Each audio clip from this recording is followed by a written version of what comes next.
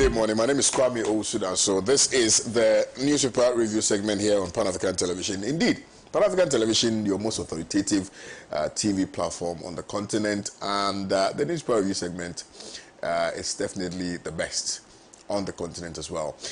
There are a number of issues that we've tabled for our conversation, sent to me by Blessed Badaloma, so who is himself not here. Bless, good morning. How are you? I trust you had a very wonderful weekend. You were supposed to be in my house yesterday to fix my PS5. What happened? Hey, Bless, what happened? Anyway, security forces dispersed Togo protesters demanding the president's resignation. Former Gihog boss picked up by national security. Tokunu's press briefing, disrespectful, and Sassari. July 1st reinstated Republic Day. These are the topics we've tabled for our conversation. I've been joined in the studios by Prince Derek J. Prince, good morning. Good morning. Brother. I trust you are well. Did you have a wonderful weekend? Wonderful, I'm not sure, but good, yes. We are live and kicking.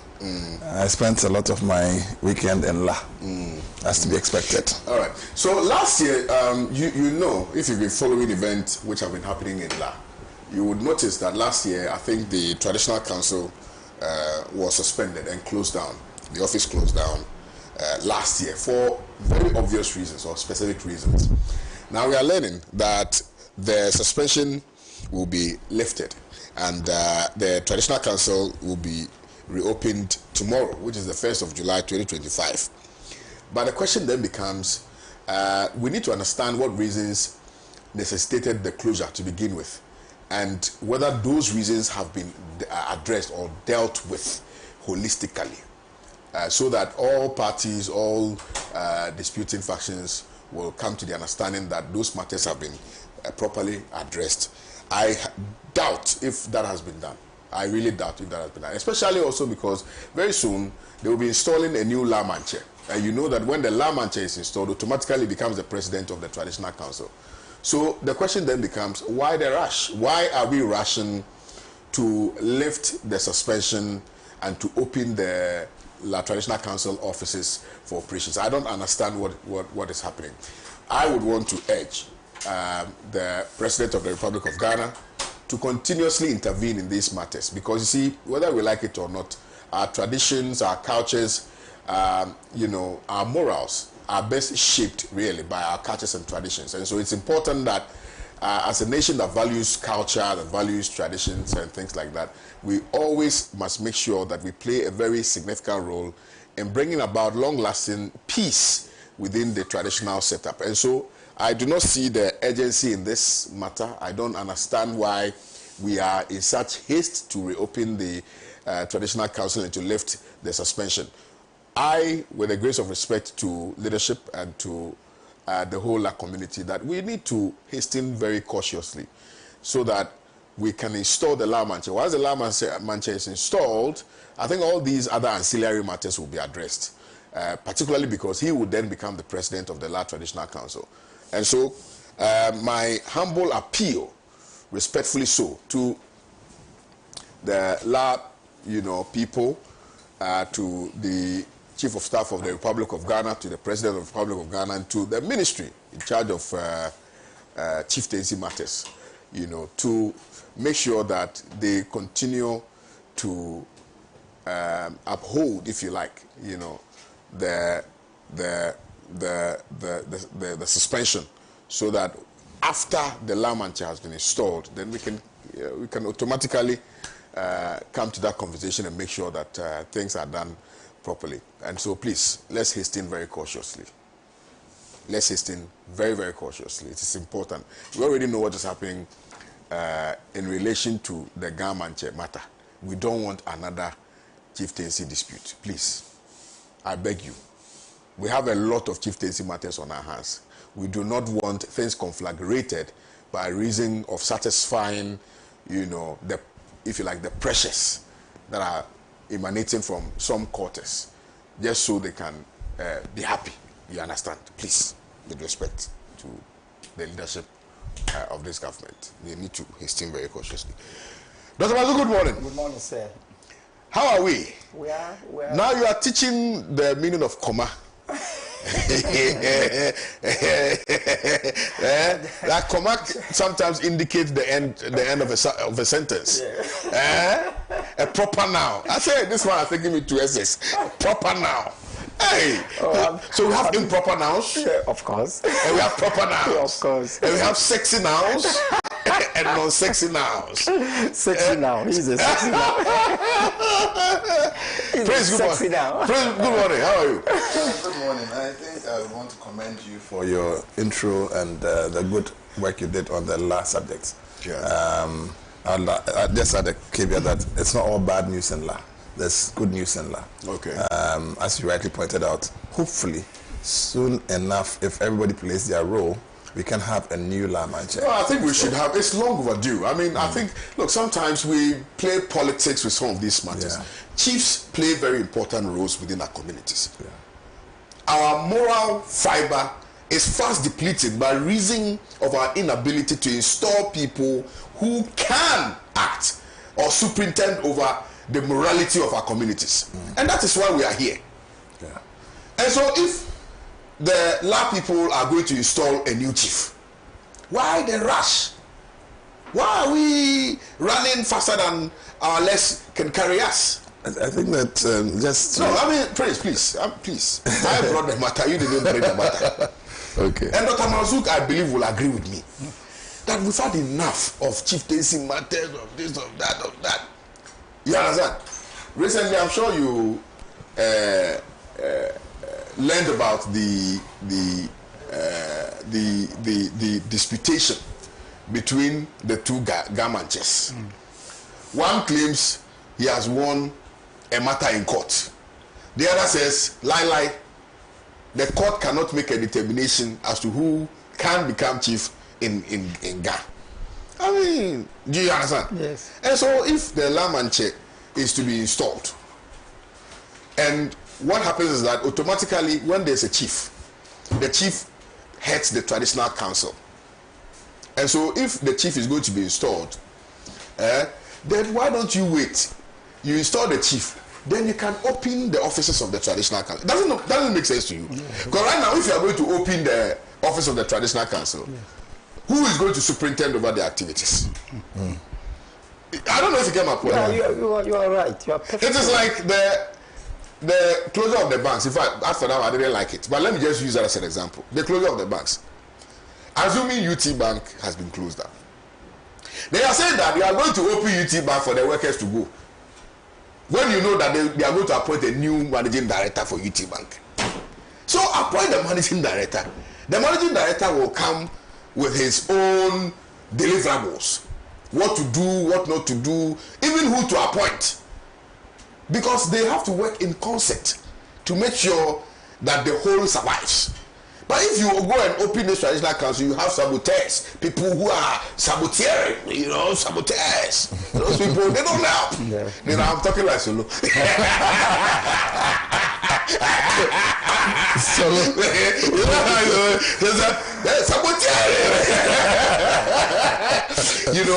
Dr. Mazu, don't you agree with me? I do not want him to comment because people might think that he is the one who is instigating this. Yeah. You are from La. You don't need to comment. This matter is sub judice. You are stopped. My time's up. Okay, maybe after this weekend. I listened to your argument. Very successful. There is no matter that's sub judice. Yeah, we can comment on any matter is commentable. You can comment on any matter. Yes. Unless she's cited for contempt. Yeah. Nobody, no judge in this country. They must listen to us. Look, we are not joking in this country. Thank you. So that one has been established. He can comment on it because the floodgate has been opened. I am the judge in this. No, you are judge. Anyway. And this will be content in Pasia Kulai. This will be content. This one you are in the face of life. Oh, what a beautiful morning it is. What a beautiful morning. But you, in fact, I would defer to Dr. Mazouk. If Dr. Mazouk agrees that you comment on the matter. Hey, you are grabbing him already. Dr. Mazuk, you need to show your hand to the screens so that people will know you didn't take a white envelope. You are clean, eh? Oh my God. Yeah, this is our country. It's very interesting. Oh my God. Prince, Yes, sir. you said it's not all bad news in La. No, it's not. It's not all bad. Yeah. When are you guys going on embarking on a cleanup exercise? How do you mean? No, clean up. I thought you meant a house. Cleaning exercise. I wanted to be sure. No, I wanted to be sure what you're saying. You're a lawyer, so since you've started your court in a certain way, I must hear clearly. Putting it to us. Behaving like the chief justice. No, he said. You're setting your questions. Can you imagine that? Can you imagine? No, but we need to, no, you see, we are resetting Ghana. And I think that every place must be reset. So La must be reset. And a reset, in my mind, includes house cleaning. I mean, you make sure that all the things of the past that are wrong are taken away. And then we do new things that are good and edifying. And then we can make progress. So in my view, if I should answer the question properly, you are not talking about going to sweep the roads and so on. Yeah. That's why LADMA is there. Yeah. That's why, I mean, the assemblymen are there and so on. Yeah. But in my context of what we are discussing this morning, the people who must ensure that a new LAMACHA is installed must go through the right processes. What are the processes? Educate us. Actually, well, We are on land, right? Where we are now. yes. So well, educate us. Technically, the Achimota Forest is La land. In fact, also didn't have land. La and Achimota Damashi- Forest belongs to the Wu family. No. That thing is a myth. Okay. The judgment is available. My great uncle, my I've grand asked uncle, you to share with me the documents. was the one who represented La won the case, and 2/3 of the Achimota Forest, that decision, 2/3 came to La, 1/3 went to Osu, because during the war there was a bomb thing and there was some resettlement. The La people gave Osu some land there. This guy knows his lands. We Anyway, need to proceed. know our property. Proceed. It's important. Yeah. So my house, actually, where I come from, that's Akonawe, is the first house that was ever built in La. That's where the royalty is. That's where the chiefs come from. Yeah. And then there were extra gates created. That's 3 extra gates at Kobiwe, Asumawe, and Maliwe. So it became 4 gates in rotation. Oh, okay. And at some point, one gate was opened in Abese. Well, when I say one gate, it's actually technical. What happened was that there was somebody who did some good, who was related to the then chief, who said that in his lifetime, if the vacancy became available, that he's given that opportunity. And so he was made a chief. That was for a one-time situation. But then it became a family issue, so there was another chief from that area. And so it's become a 4-to-1 ratio over time. But you know, in chieftaincy, sometimes exigencies occur. Right. Sometimes it's not like a formula that always 1-to-1. There may be a time where they can find a male who is from that lineage at the time, so then there can be a skip and so on, and somebody may abdicate, like happened in the case of Teku Asuman of Asumawe. He was even having a maternal relationship. Yeah. Normally we do the paternal, but they had to borrow from Gamashi, where he hails from, and that's why they named Teku. But he was from Asumawe, and so on and so forth. I mean, there have been various instances in history. But bottom line is that when the chief died, that's the Nila died, that's Niko Bitatechu died. My dad was then the La Jasiche, and it is the duty of the Jasiche to install a new chief. But the family where it had reached, that's Asumawe. Okay. It's where the MP, Rita Odolesoa, comes from. She's now the deputy chieftaincy minister, coincidentally. And her dad was the head of family. So her dad was supposed to bring somebody to my dad to be installed as chief. But unfortunately, both of them weren't able to finish the thing, and they passed on. So the chief has passed on. That's the Laman chair. The justice chair had passed on. The Akucho chair, that's the head of the royal family, passed on. And then Rita's dad, who's the head of the family where the the new chief is supposed to be taken from, has also passed on. So there was a vacancy, and there have been various things in the vacuum. And one person took the matter to Dodua, that's the court. But good news, and that's why I said there's good news. The good news is that efforts are being put in place to have the matter withdrawn from Dodua. But that's not good news. No, so that there'll be settlement. Speech. No, so that there'll be settlement. You know, no. When I say efforts, I don't want to go over and ahead of myself. I was thinking you would tell me that the good news is that the matter has been withdrawn. A new person has been settled on. These days when we are going to install. Thank you very much. That's what we are talking about. That's what is not. That would be jumping over myself. I can at least confirm that there are efforts in the offing to have this case withdrawn, and then it will lead to the situation that you are actually hoping for. Okay. I mean, if the case is there, we can't continue. And then we can judge or come to terms, settlement, and then there's amicable this, and then together we can have the solution. In fact, the other good news which is happening in the next couple of weeks is that there's the Stew Yam Festival. Stew Yam. Yes, every year, whether there's Homowa or not, there's a Stew Yam Festival for the stew. And that is saying Yele Yeli. That's on the 26th of. In fact, I want you guys all to come. Okay. Yeah. That's if guns will on not the be fired. 26th. Yeah. On the Will you 26th. fire guns? No, there's no gun firing. There's no gun firing. There'll be merrymaking. We'll eat and relax and drink a little bit. All right, no problem. So, Hey, why are you stressing on the heat? But he said you eat and drink. And break bread. But that's on the 26th. You want to break bread? Yes, that's on the 26th of this month. Very and well. hopefully by that time, all things being equal, whatever arbitration processes would have been completed, and then hopefully that which you are hoping for can happen. But I want to also sound What is he hoping for?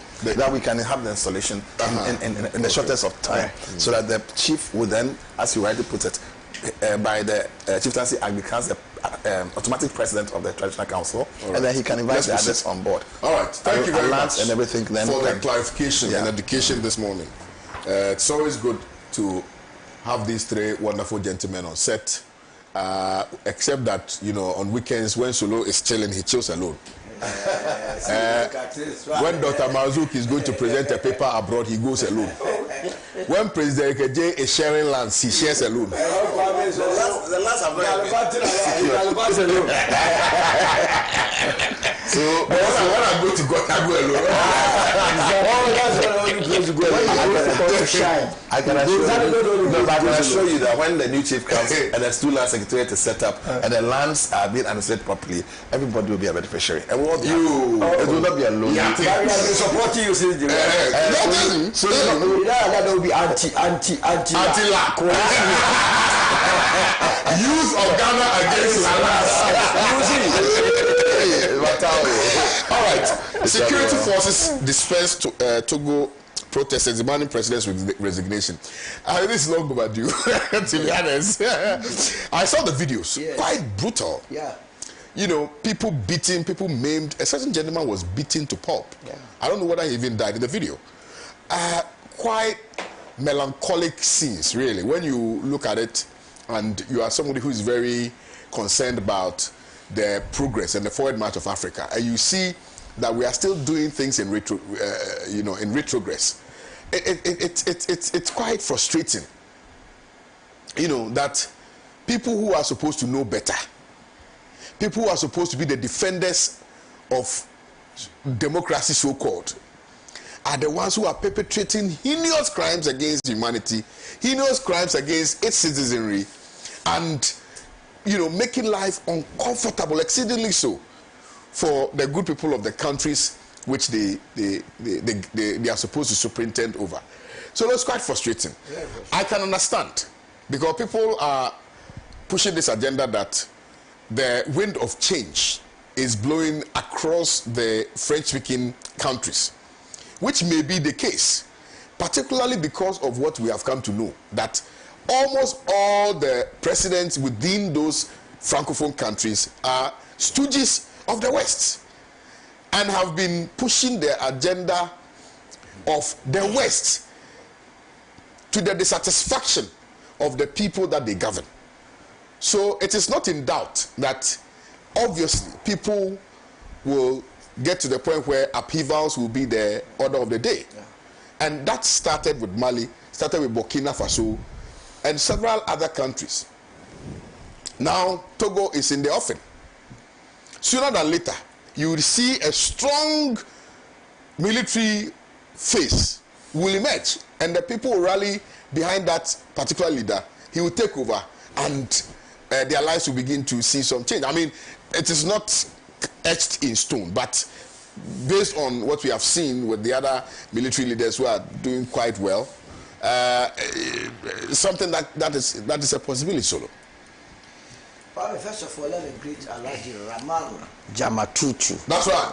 Hey, the name is nice. Yes, Jamatutu. Yes, it's a very wonderful name. Ladi Rahman Jamatutu. Jamatutu. He's in the upper. He used to be a deputy minister in those Jamatutu. What a wonderful name. Is he an NDC and NPP member? Or is he Ghanaian? I think he will be an NDC member. Jamatutu. Ladi Jamatutu. And the family, I greet you this morning. Let me greet my wonderful panelists. Kwame, what is happening in Togo is pathetic. It's so pathetic. I mean, Africa, we seem not to be learning. We don't wish our own continent well. I've said a time with that number that we take where we are occupying the global space for granted. Yep. Good point. We have our forebears fought to get the richest part of the world. Yep. They fought. They defeated these Caucasians that today you worship them. And got us the African continent that has everything on earth.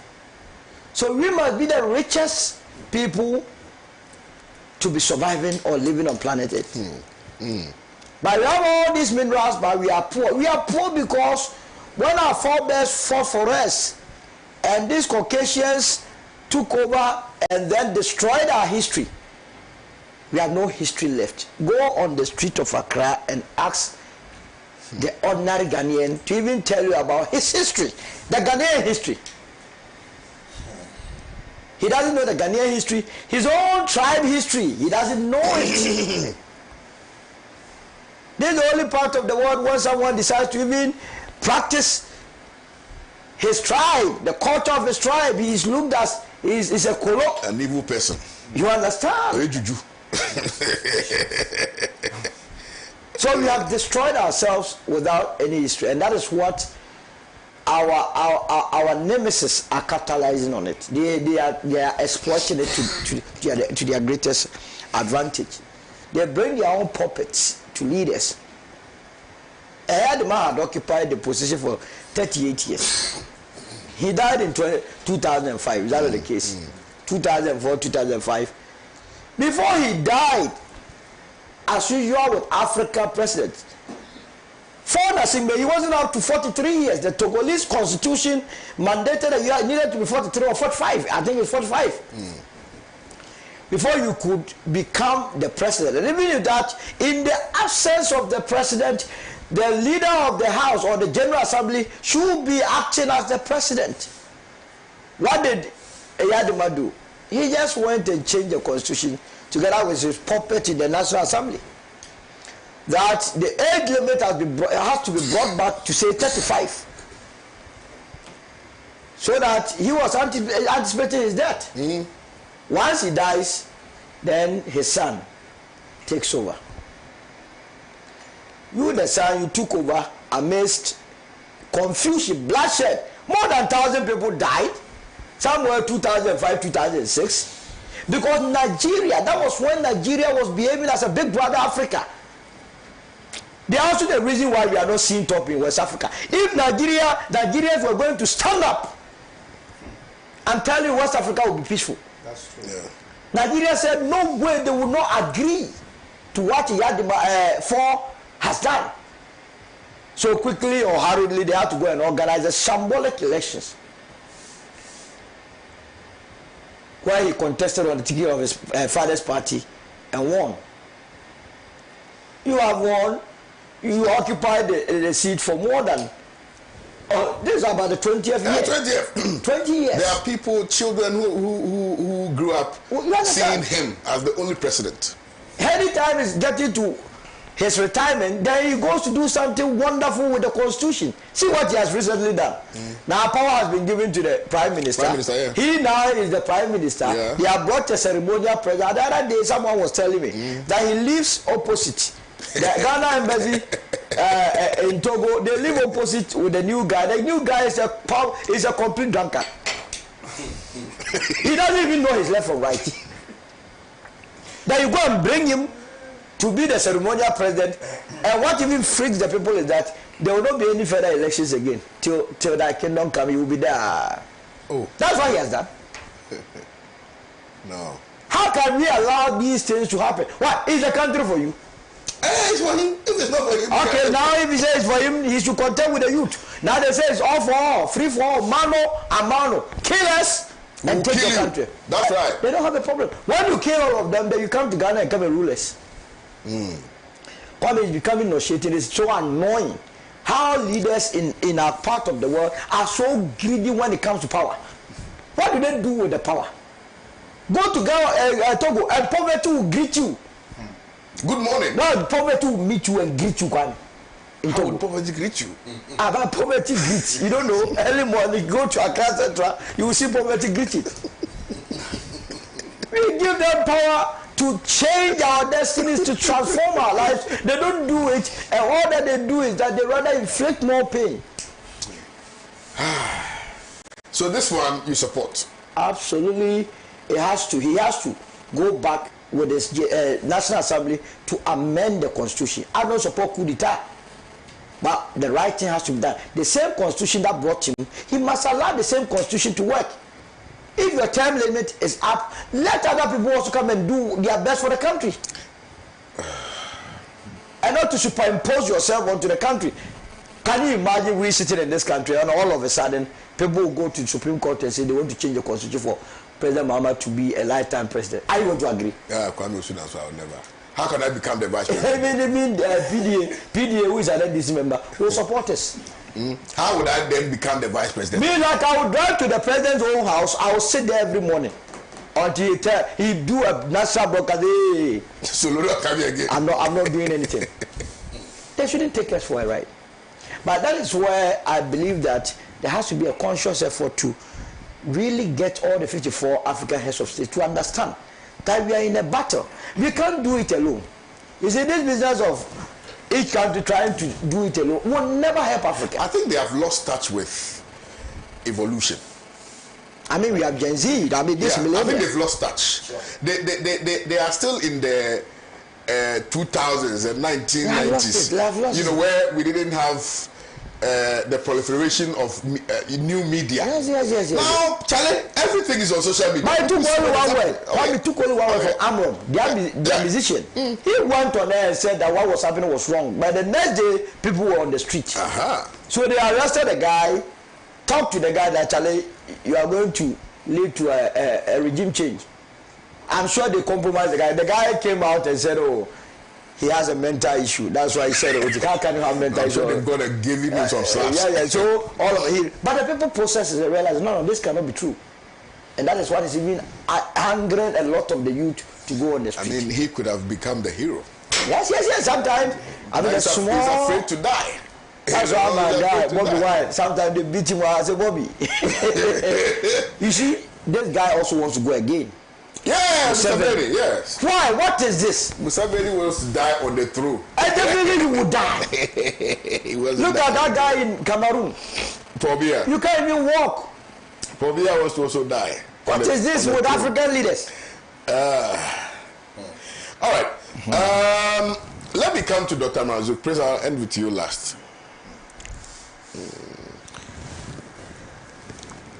Look.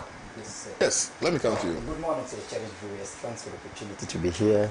I'm very hopeful that, yes, the land will be properly shared and will be properly protected. We are with you. We are with you in the protection of the land, in search for peace in La, and in an effort to ensure that Gamashi lives in absolute peace. The two evils characterize the Togolese saga. One is Medros dynasty, and then the other is constitutional tyranny. So the Medros dynasty led to the constitutional tyranny. We all know that Togo, yes, has been a sovereign state. It has been an independent state, but it has hardly enjoyed constitutional democracy. Because immediately after independence, the Olympio, then the coup was staged. So the coup began as the genesis of, the coup constituted the genesis of the Medros dynasty. Iyadama himself was a Medros dictator. He used every power available to him to ensure that his dynasty will rule Togo forever. And he succeeded in his lifetime. At least he was able to brutally crush every dissent, every kind of opposition, and he succeeded. So he died on the throne. Now his son has come to power. And we need to also understand that certain factors contributed to the success of this Medros dynasty. One is the timidity of the people. Two is the influence of the Western imperialists, particularly France. And then three, the inactiveness of African Union. Maybe four, ECOWAS. ECOWAS. So we say ECOWAS cum AU. So all these factors contributed to the perpetual Medros dynasty of Iyadama. And still, these factors are in active mood. Still, they are in active mood. Except that the people have begun to do away with their level of timidity. I think they have now seen whatever is happening to their country as a matter of service, resilience, perseverance, and excellence. I think that is what they have now seen. And there is the need for the African leaders, African people everywhere in the world to support them. Let me make it clear, Kwame. Every Medros empire came to an end not willingly but forcefully in history. And that is why resistance is very important in opposition to tyranny. No matter how little the resistance is, it becomes a matter of hope. It becomes a source of light. It becomes a source of strength for people to fight. And when the fight is consistent, definitely the Medros regime will one day come to an end. So the people have started. They should not stop there. I cannot understand why a whole country will be reduced to the ownership of a family, not even a clan, a family. A whole family, I mean a family, not even a tribe, a family. That family rules. You see? So at the end of the day, you realize that, because if France didn't like it, and definitely it is in the interest of the Western imperialists, particularly France in this matter, to have a stooge. Because when the stooge occupies the throne, the imperialists will have access to the resources of the country. Togo is very poor. Togo has never known any governance apart from that of Iyadames.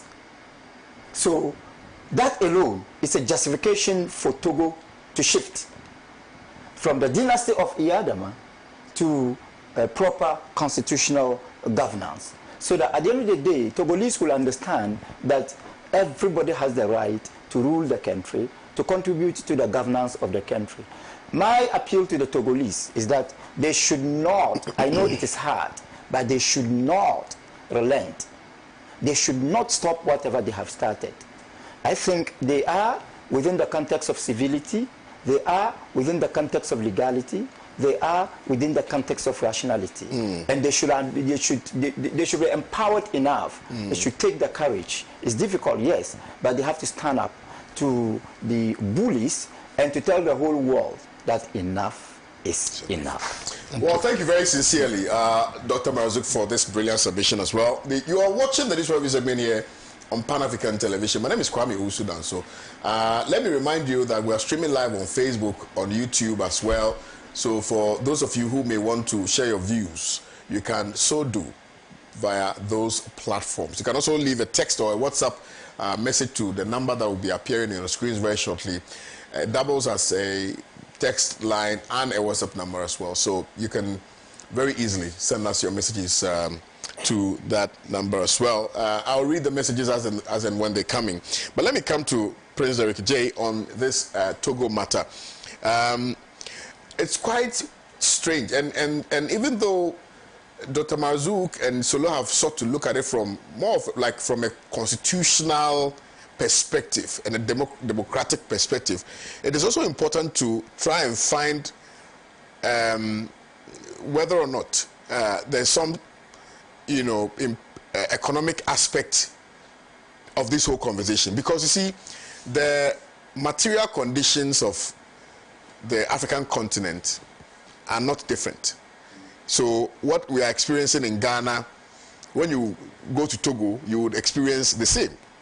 Albeit that our democracy is a little better, but in terms of our economic outlook, in terms of poverty, in terms of development, in terms of infrastructure, in terms of trade, what is currently happening or prevailing in Ghana is not, different, diametrically different, if you like, from that what is happening in the other. And I've lived in Rwanda. I've gone to Ivory Coast. I was meant to go to Liberia last week, and I'm sure if you went to those countries, you will see the same things happening across the continent. So that, in the estimation of many, is what has birthed this resistance that we're experiencing, particularly across the West African sub-region. That we elect leaders to change our lives. We elect leaders to chart a new path for us. We elect leaders to create an enabling environment for us to be able to do something for ourselves, to aspire to do better things for ourselves. But unfortunately, these leaders come into office and begin to amass wealth for themselves. You see the kind of lifestyles that, their children live. And it's quite very nauseating. And so maybe embedded, really, in this whole, if you like, demonstration, okay, is also the issue of this economic malaise that perhaps the people are plagued with. Thank you. First, I don't know how many of you know the Olympio story. Olympio. Yeah. He eventually lived in Ghana. Oh, yeah. Yeah, he lived in Ghana. Olympio lived in Ghana, yeah. Yeah, I know. Yeah, that area. Exile of any sort is not welcome, especially when you reflect on the Osajifu's own story and how he had to, shed tears from Ghana, from outside Ghana. From Guinea. Yeah. I do not wish any such thing on any group of persons, and particularly on our neighbors Togo, that there should be any form of unrest in Togo. For me, it's most you guys are negotiating in my presence. Anyway, Wow. Look at the best negotiation. So Dr. Mazu gave the host tea and took my tea away. I thought you were my good friend. Anyway, so I do not wish any social unrest in any country, especially our neighbors, and most especially Togo. Not even Cote d'Ivoire, most especially Togo. We've seen instability in Cote d'Ivoire. We've seen a civil war in Cote d'Ivoire. We saw the ramifications on our country. And you see, we live in an area, even though it's a country demarcated by a border, that border is a loose one. So you have families living in and out of the other country. So you have people living in Cote d'Ivoire, and the boundaries of Cote d'Ivoire kind of straying into us. Until recently, but for Marietta and the good work that the team did, even our territorial waters were in dispute, Similarly, we have similar situations with Togo.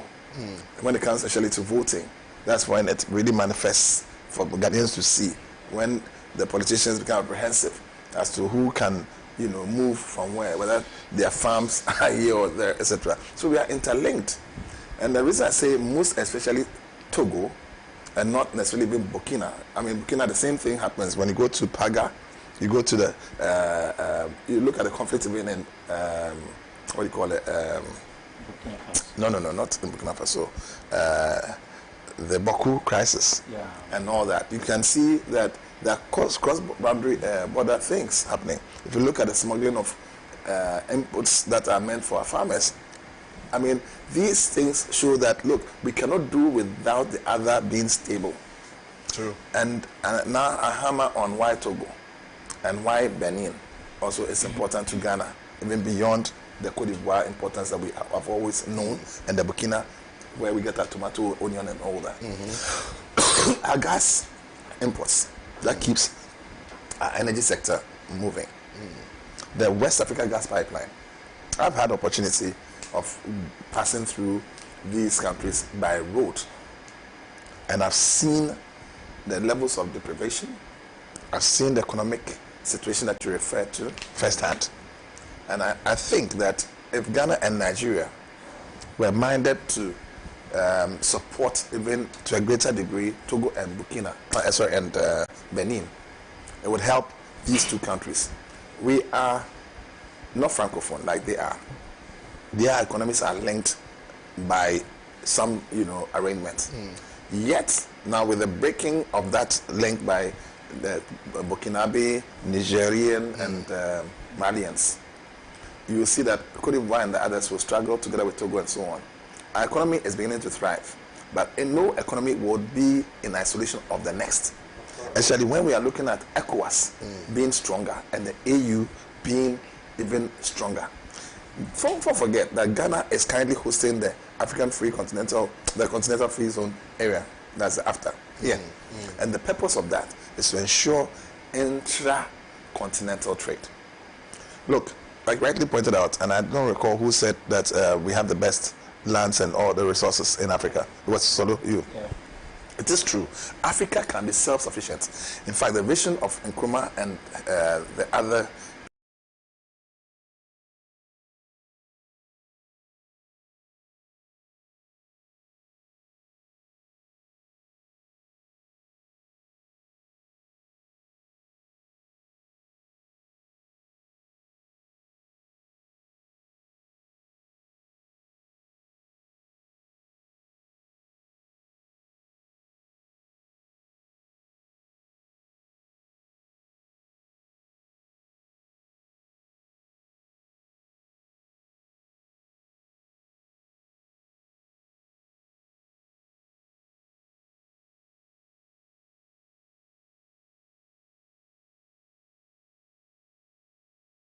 that for Africa, then indeed that Black Star experience that we are looking for, including the tourism and arrivals and all that, can happen. If there's destabilization to our north, to our west, and to our east, it's even worse. And now I want to also stress on this. If Ghana itself also becomes unstable, and it is possible, because if you see the kinds of machinations that the MPP have been doing of late, it's towards destabilization, disruption, distraction, and then they use their surrogates in the nursing, midwifery, whatever, the close-sacks. They are trying to just make Ghana ungovernable. In fact, it is in their interest to make Ghana ungovernable because most of their thefts have been discovered, and it is staggering, and Oral is working. Tomorrow is Oral must work, remember? Good. So, if indeed all these people are going to be arrested, prosecuted, and the money's retrieved, you think they're happy? They are going to make it ungovernable. And so if Ghana becomes ungovernable, where are you going to run to? You can't go to Burkina, can you? Can you go to Togo? Togo will be blocked to you. Your only option is to learn to swim. Yes, learn to swim. You're opening your mouth. That is the only option, really. You have to go. Swimming too. You can't go to the north, you can't go to the west, you can't go to the east. The Atlantic Ocean is the only option. So you are going to live in the ocean? With my water. You either develop gills and stuff. So it's also not even an option. It's not an option. So that's what I'm saying, that it is within our own interest to do as must be done. Because the likely tendency is to migrate towards Nigeria. You understand? Because the Anglophone connection is there. The economic, capacity is there. And then also, people move not to west places, they move to better places. So if Togo is not as good as Nigeria, if Burkina Faso is not as good as Nigeria, and you can't speak French, what do you do? All right, thank you. Please, let's proceed. Vous ne comprenez pas français? Yeah, un peu. Un peu. Oh, yeah, un peu. Donc, let me tell the Togolese, nous ne voulons pas la guerre, nous voulons la paix. What is that? We do not want war, we want peace. No, but sometimes war is not the absence of peace. No, that's why the leadership must listen. It's not the absence of peace. See, because oftentimes, and I agree, oftentimes we sort of play to the gallery, oh, there should be peace, there should be peace. And people are using that to their advantage. It's like democracy. So that's like democracy. You see, oh, every 4 years we go and vote. Please, please, don't do that, don't do that. Every 4 years you get a chance, go and vote. And then they will rig the elections. So in between those rhetorics and actual peace is resistance. So that's why when you vote for someone, you don't allow the person to do whatever pleases him or her. No, you must guard the very vote that you give to the person. Exactly. Yeah. You are like, the Constitution is your Bible. But I mean, you have institutions that are set up just to, like, institutions that are set up just to rig an election on behalf of a leader that the people are rejecting. I don't get it. I mean, it's so foolish and backward. You know that you are a citizen of this country, that you are aware of the kind of conditions that the people are in, that the people have gone out, queued under the hot sun, in the rain sometimes, to vote for another leader. Then you, out of your selfish parochial interest, you say that I'm rigging the election on behalf of one candidate because that candidate is my friend, or that I identify with that political. Look, this one, I've said it and I'll keep. How do you have an electoral commission in this country where one of the commissioners will openly make a statement to the effect that one political party is dangerous to the democracy of this country, and we sat down in this country and nothing happened? You are concerned about that? No. Who was a communicator like me for MPP? You see, sometimes that one. Look, people change. No, but you can't change. No, hold on. I'm just making the point. Yes, because to be honest, hold on. To be honest, yes. If you solo, let's put all jokes. I've known it for a while. Cannot be. If they make you an EC official, I can perform, but I will not take it. You know why? Because whatever you do, but I'm saying that assuming even trust you. No, but I'm saying that assuming you even take position itself is not trustworthy. You will discharge your obligations without recourse to somebody's interest. That's the point I want to make. But I'm saying that there are people who are so partisan, it's unbelievable. Because in Ghana, every individual here belongs to somebody. Absolutely. One party or the other. People may not show their political inclinations. Either by loyalty or by sympathy. Yes. Now once you vote, it means you have an option. You get the point. But to have an EC, in fact, second in command, open his mouth. Bossman Assad 32 is his name. I mean, to make such ridiculous statements. 32 what? You understand? To make such ridiculous statements, we sat in this country and nothing happened. I mean, so the institutions. Okay, there were demonstrations, but nothing has happened. These people must look. The moment NDC won, the moment NDC won, these people should have been out. I'm telling you the truth. Democracy doesn't allow that. No, democracy should allow that. Yes, democracy allowed them to make such. But democracy allows for voluntary resignation. Yes, but I'll tell you what. That is the culture we must imbue in our people. You see, the democracy we have has an inbuilt mechanism. Master, the same democracy allowed these people to make repugnant statements, and we allowed them to make repugnant statements. You had an EC chair who openly made statements suggestive of the fact that they were not in bed with one political party, but they were in bed with another political party. No, you see. Can you imagine? I mean, what is that? Hey, Master, look, this young Prince. Yes. Our democracy is very young and fragile. Too young and fragile to allow selfish beings to do things that will inflagrate. Yeah. You see. You understand? You see. Let me tell you why I keep saying something happened. At least from my perspective, what I know that I did, together with Elik and Kotoko, is to look at our constitution and deal with it like Togo is being dealt with today. We did an Article 146 petition on the 12th of January 2021, after the 2020 elections, which was sent to the President of the Republic, Akufo-Addo, who refused, in breach of the 1992 Constitution, to act on it as a conveyor belt or a postal address, as is Nkrumah, Kofi Bensil, Samson Ladi, and those Occupy Ghana hypocrites have been preaching to us all this time. When they oversaw the removal of Charlotte Osei for Jean Aduku-Mensah to become the EC chair. Now, for the benefit of listeners, Samson Ladi Ayamba was lawyer for Richard Nyama, when he wrote for the removal of Loretta, the Shrine boss. You understand? And they oversaw her exit. So on what basis? And they knew. In fact, Kweku Baku even sent a copy of this to their studio. That's the what do you call it? Newsfile program. He refused to talk about it. Well, we did an hour for Sofa Akufu for 2 years. And they refused to act on it. And they refused to act on it. Look, these inflammable statements that would ban the 2020 elections. Well, those were some of the issues that we put in there. The SAR was one of the reasons. In fact, many of the 10 points that we raised in your petition. I remember you wrote a petition. It included the bias that you're referring to, that the gentleman talked about. It included even the collusion of the EC with the MPP. Okay. As per we will have another day to discuss the EC matters. No, but you want to make a quick point. They'll soon go though. Okay, let me allow Dr. Mazu. In good time they'll go. What I want to say what happened, not at the party level, not at the governmental level, but at the national level. Their wishes were crushed, and Ghanaians decided against their homes and capacities. Absolutely. That is the most important thing that happened. To make the statement, it is finished. In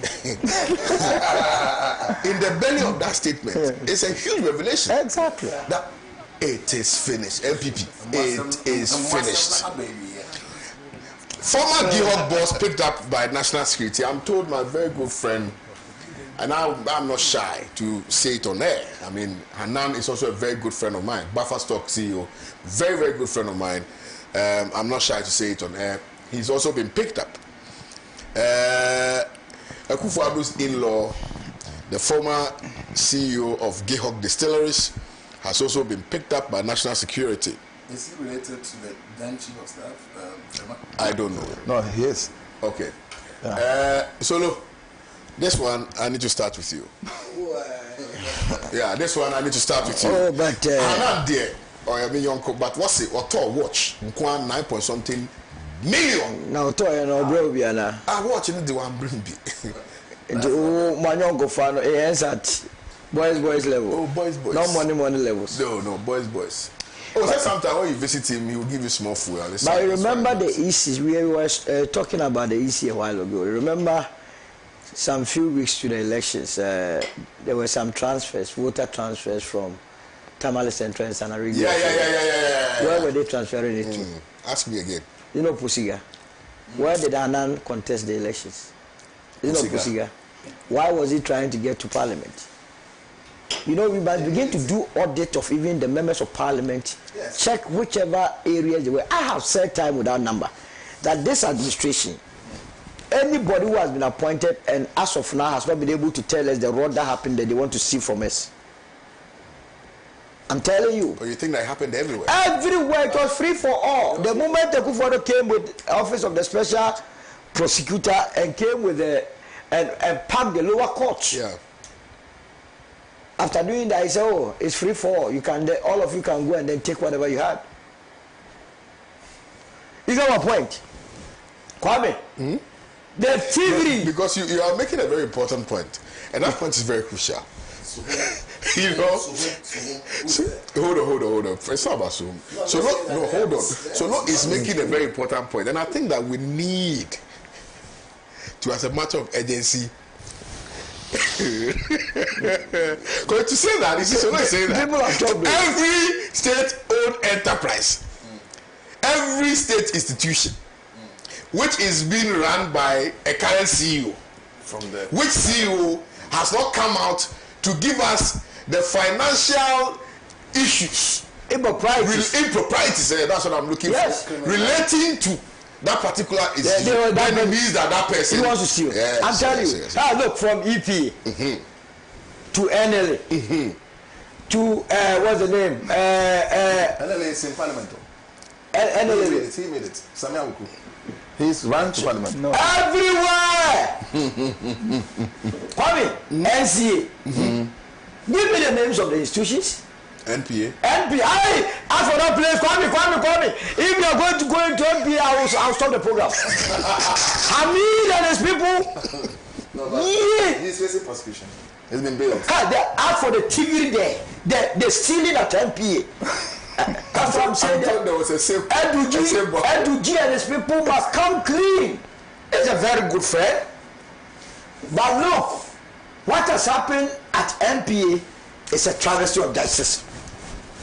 The UPPF, that fund, people dissipated it as though it was their money. They brought it to Ghana, and that they were responsible. Whatever taxes or whatever money was getting into that account, they had the first option of taking it out. Kwame, it's so sad. Go and check the members of the board, those that were board members. Look, the investigation must not only be restricted to Mustafa Hamid and Amo and Go, the board members, the board of directors, focus narrow it onto them and you see things. They acquired properties as though acquisition of property was chocolate. So I'm saying that anybody who is here to expose any rot, you also want to steal. Go to CSR. Doc, why? This time people become professors and PhD holders to come and steal this country or something. At first, I taught professors, miseducation, and PhD holders. They were the sacrosanct of society, the saint of society. Yes. They are worse off. That was the time when intellectualism was replaced. Absolutely. Moralism. I said, go there, how they have sold lands. CSI have lands. Those are my lands, so. Your lands. Lands. CSI lands. Go to Ghana Atomic Energy Commission. Yeah. Come, where did we buy? Gayek. My goodness. Gayek.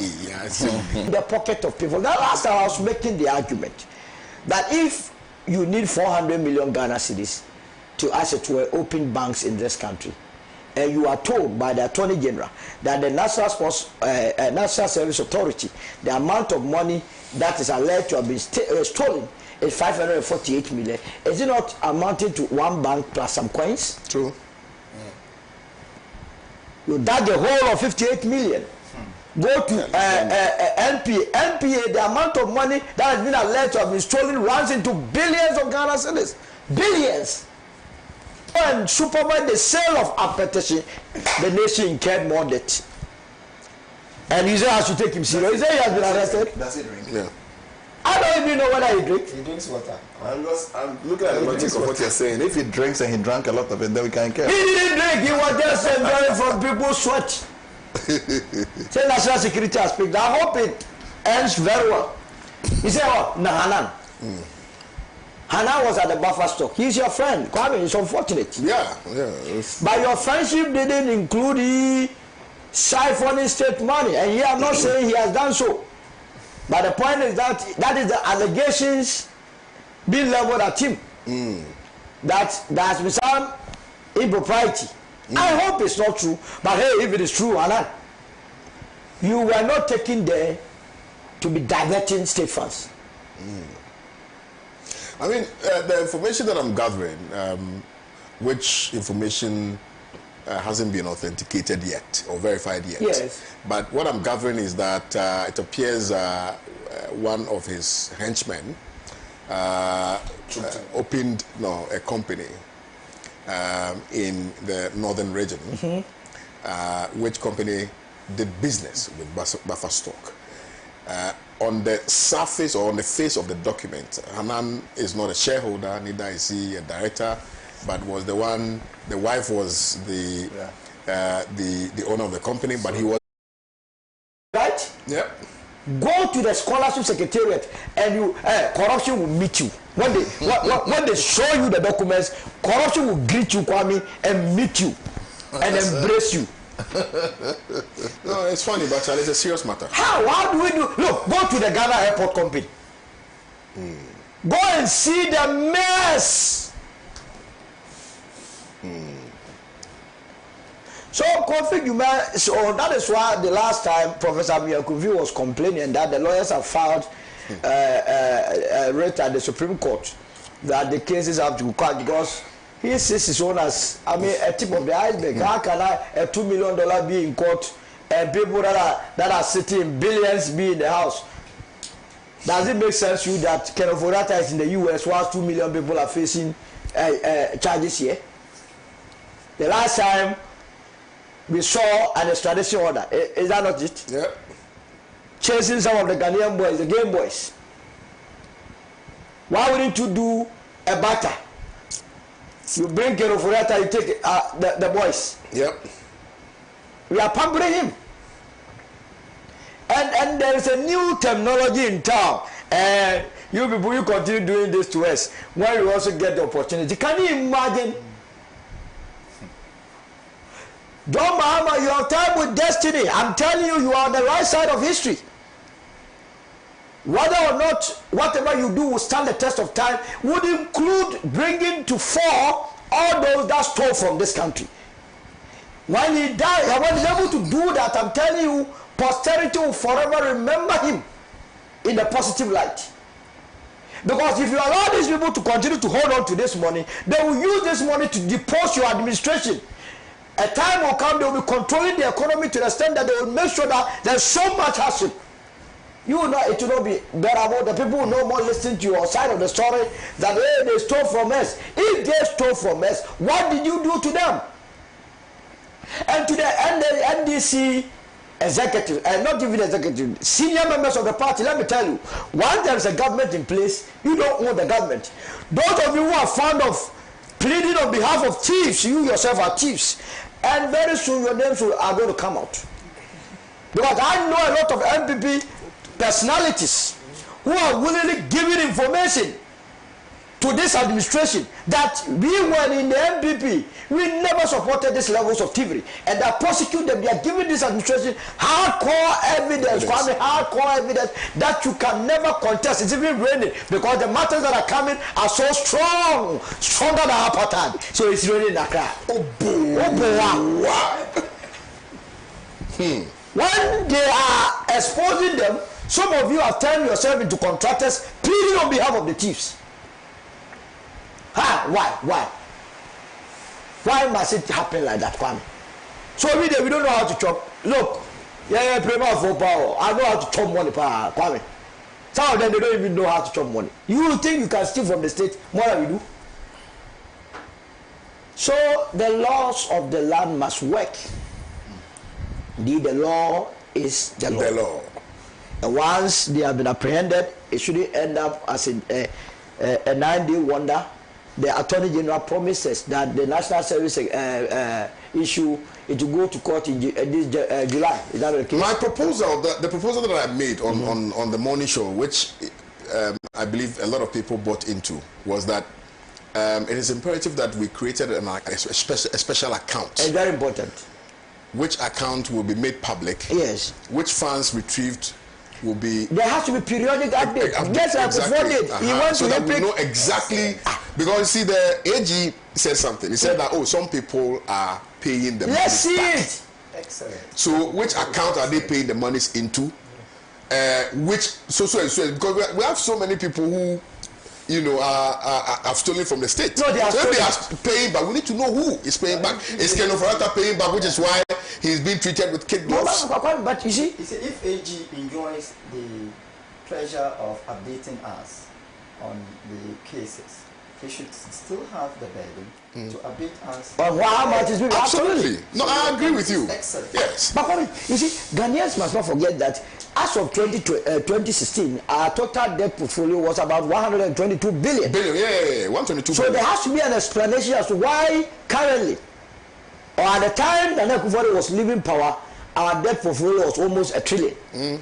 And match it with the levels of development, whether indeed the development that were given to us matches closer to anywhere near the figures we have been told.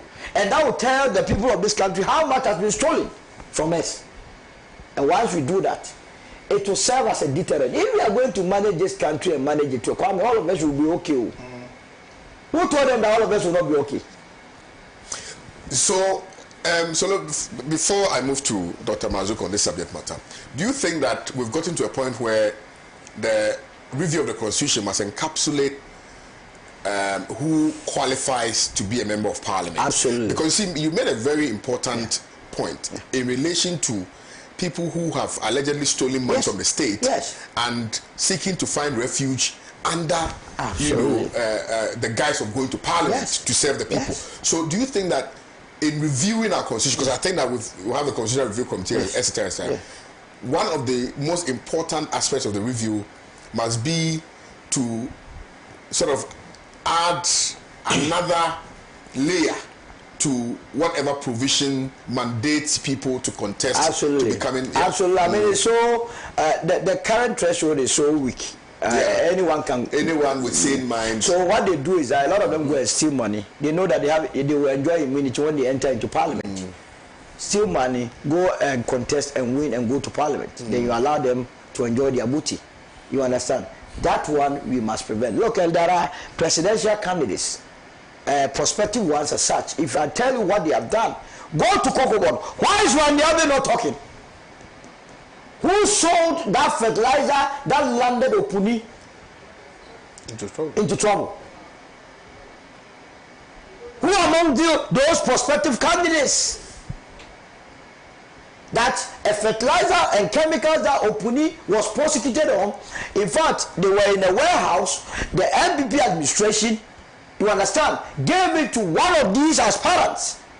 I'm told there will be a press conference on it. You mean the NPP aspirants? Yes. That the person sold it back to the people of this country, thrice the price of what Opuni and Co were selling to the people of this country. Wow. You see, look, things have happened in this country. And that is why a lot of people also want to be flag bearers. They want to escape. They want to escape.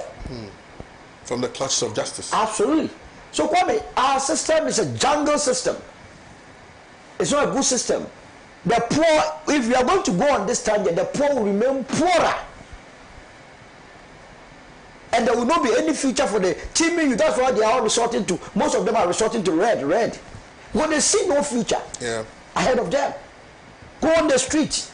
They have given up. Hope is lost. Sometimes you want to offer the young guys an opportunity to even go and learn any apprenticeship. Come now, if you want to get a young guy to go and learn apprenticeship, you won't find that. They are not interested. They say, oh look, to what end?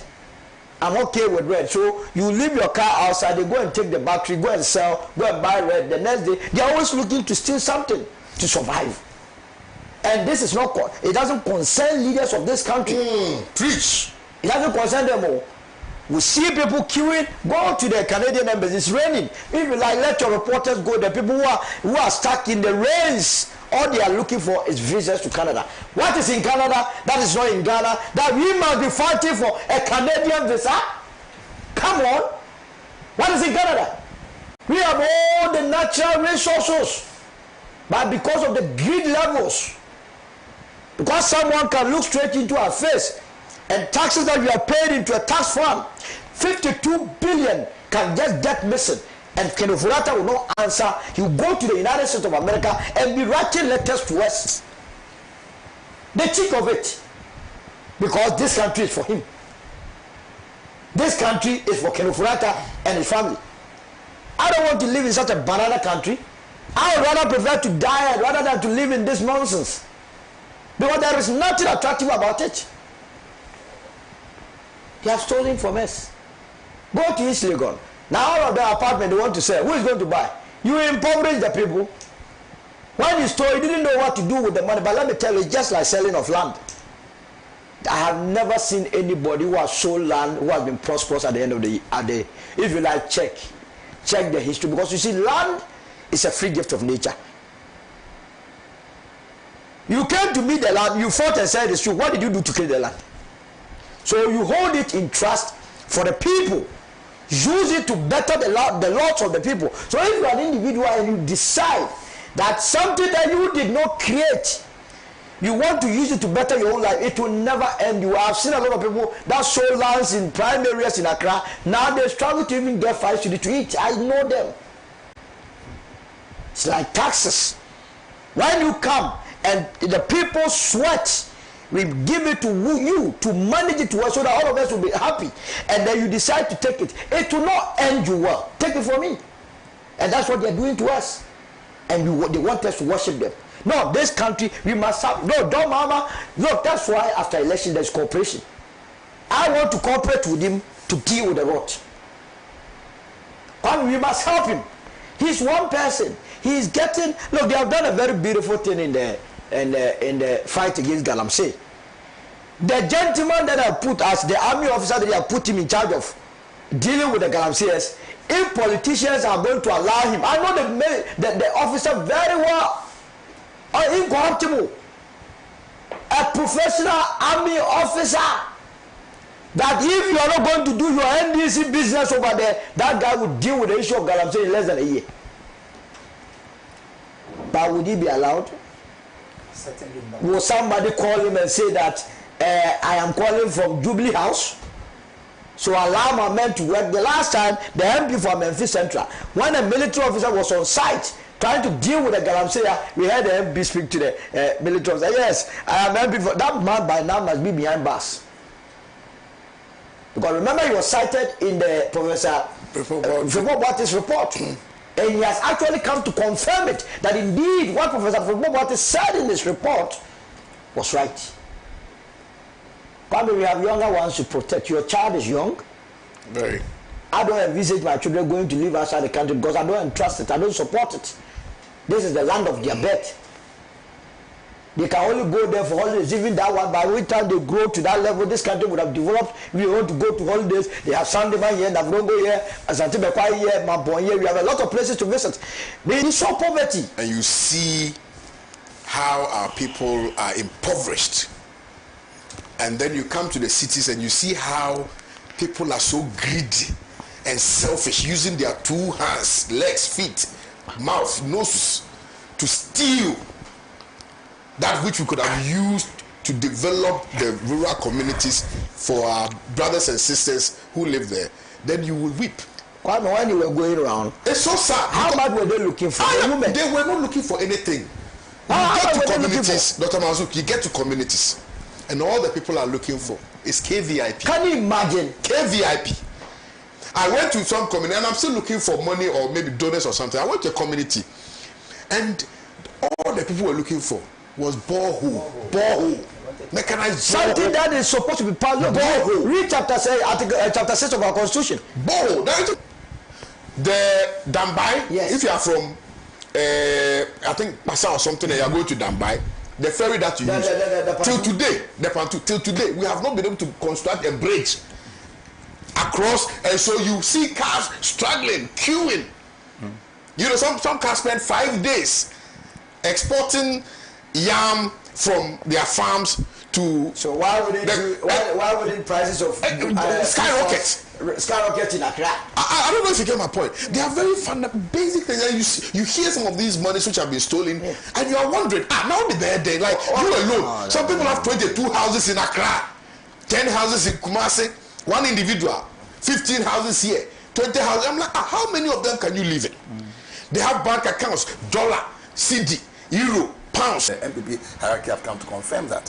So is it surprising that with the endemic corruption in the country, I mean, why are we surprised now?